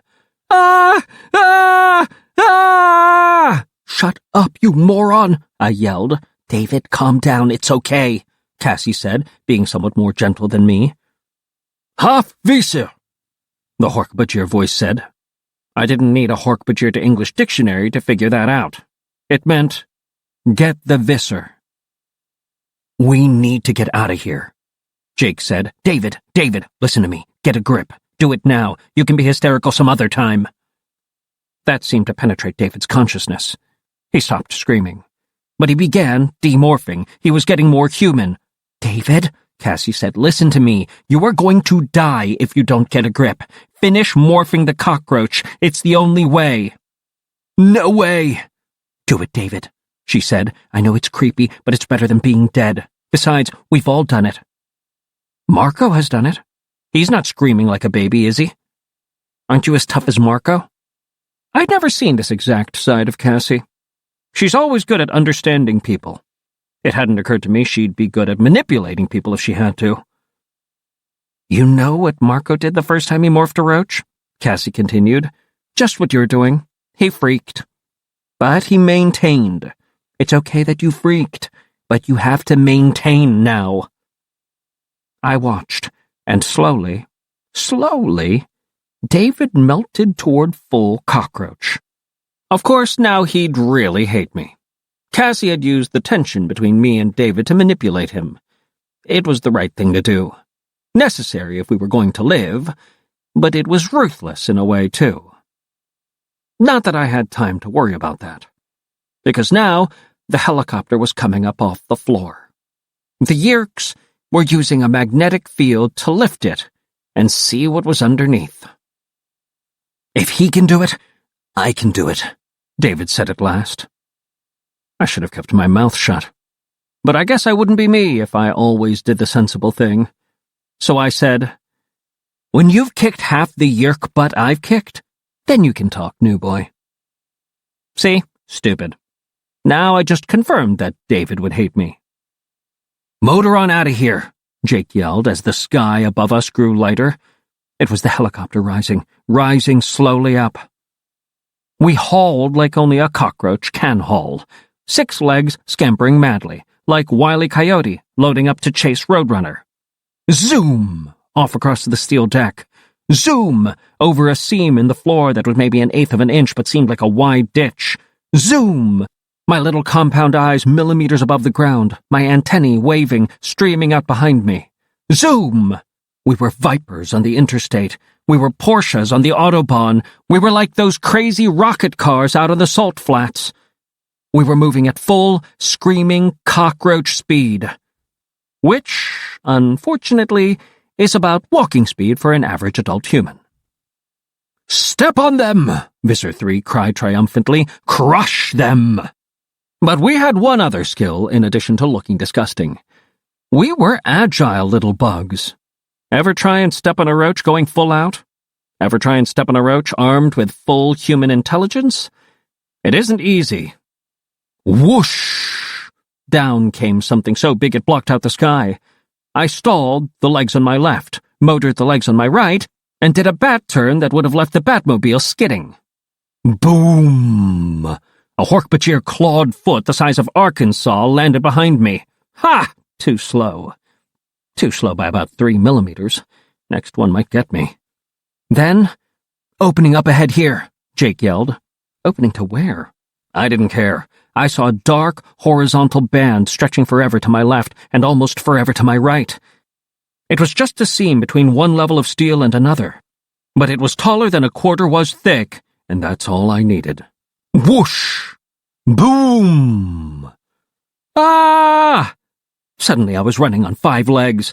One had been yanked out by the roots as the Hork-Bajir toe landed on it.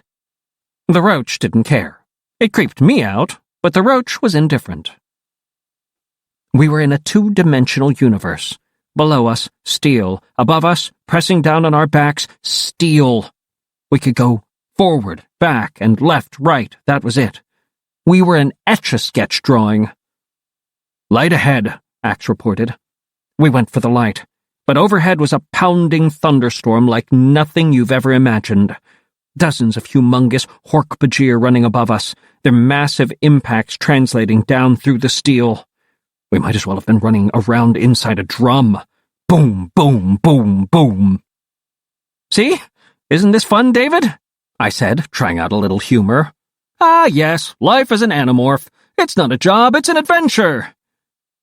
All the while, the dim light ahead grew brighter, and suddenly the pounding footsteps above us died off. We had passed beneath some kind of wall. Bulkhead, I guess it's called on a ship. Anyway, the thunder was behind us, the light ahead of us, and I was starting to experience a tiny ray of hope amidst the gibbering terror. Say one thing for roaches, they don't wear out. What's that sound? David asked. My whole body could feel that the hissing was behind us, and my antennae were already getting a sick, quivering feeling that they smelled something unpleasant. I stopped, spun toward my 2-legged side, and looked back.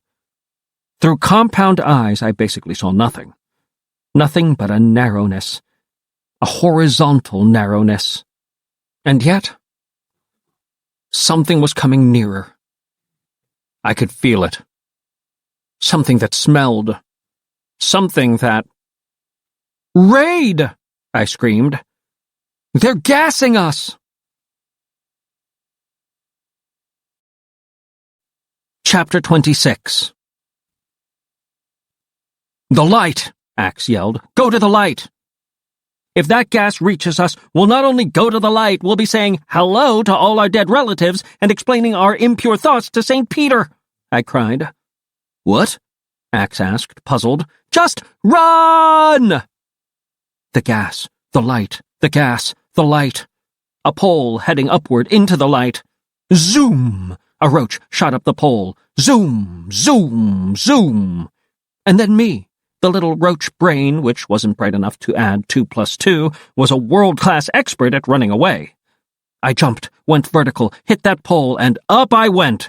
Zoom! The gas wave rolled by beneath me. I hauled straight up, out into the light. Yee-haw!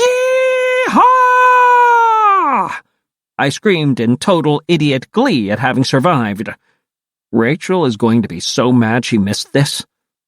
We were in a very bright room, steel floor all around, but just one distant pair of Hork-Bajir legs. And then, over my head, I saw it. The leaning tower of Wingtip. A gigantic shoe, cocked at an angle, totally still. It seemed so tall, it was like it disappeared into the clouds. It may well have been a size 13. More important, my weird-colored, fragmented, crazy, funhouse eyeballs managed to notice that the heel had a gouge in it. Slash Shoe Man, I said. Who? Cassie asked. The President of the United States, I said. I've always wanted to meet him, but somehow I wasn't imagining this particular scene. I thought we'd shake hands, and I figured I'd have hands. The sound of approaching steps. Strange steps. Something with 4 legs, Axe said ominously. That meant only one person. Hide, Jake said. Where? I wondered. Up his leg, Cassie cried. We climbed the leg of the president. Up over the polished shoe, up across the sock, up to the leg hair. And we cowered there beneath gray wool amidst a sparse forest of leg hairs. Clip, clop, clip, clop. hooves walked into the room. Visser 3. "We're out of time," the Visser muttered to the Hork-Bajir guard. "Insects were discovered beneath the helicopter. The Andalite bandits in Morph, or just insects. Either way, no time left. I'll acquire him now." "Acquire?" I echoed in my mind. "Huh?" Then it occurred to me.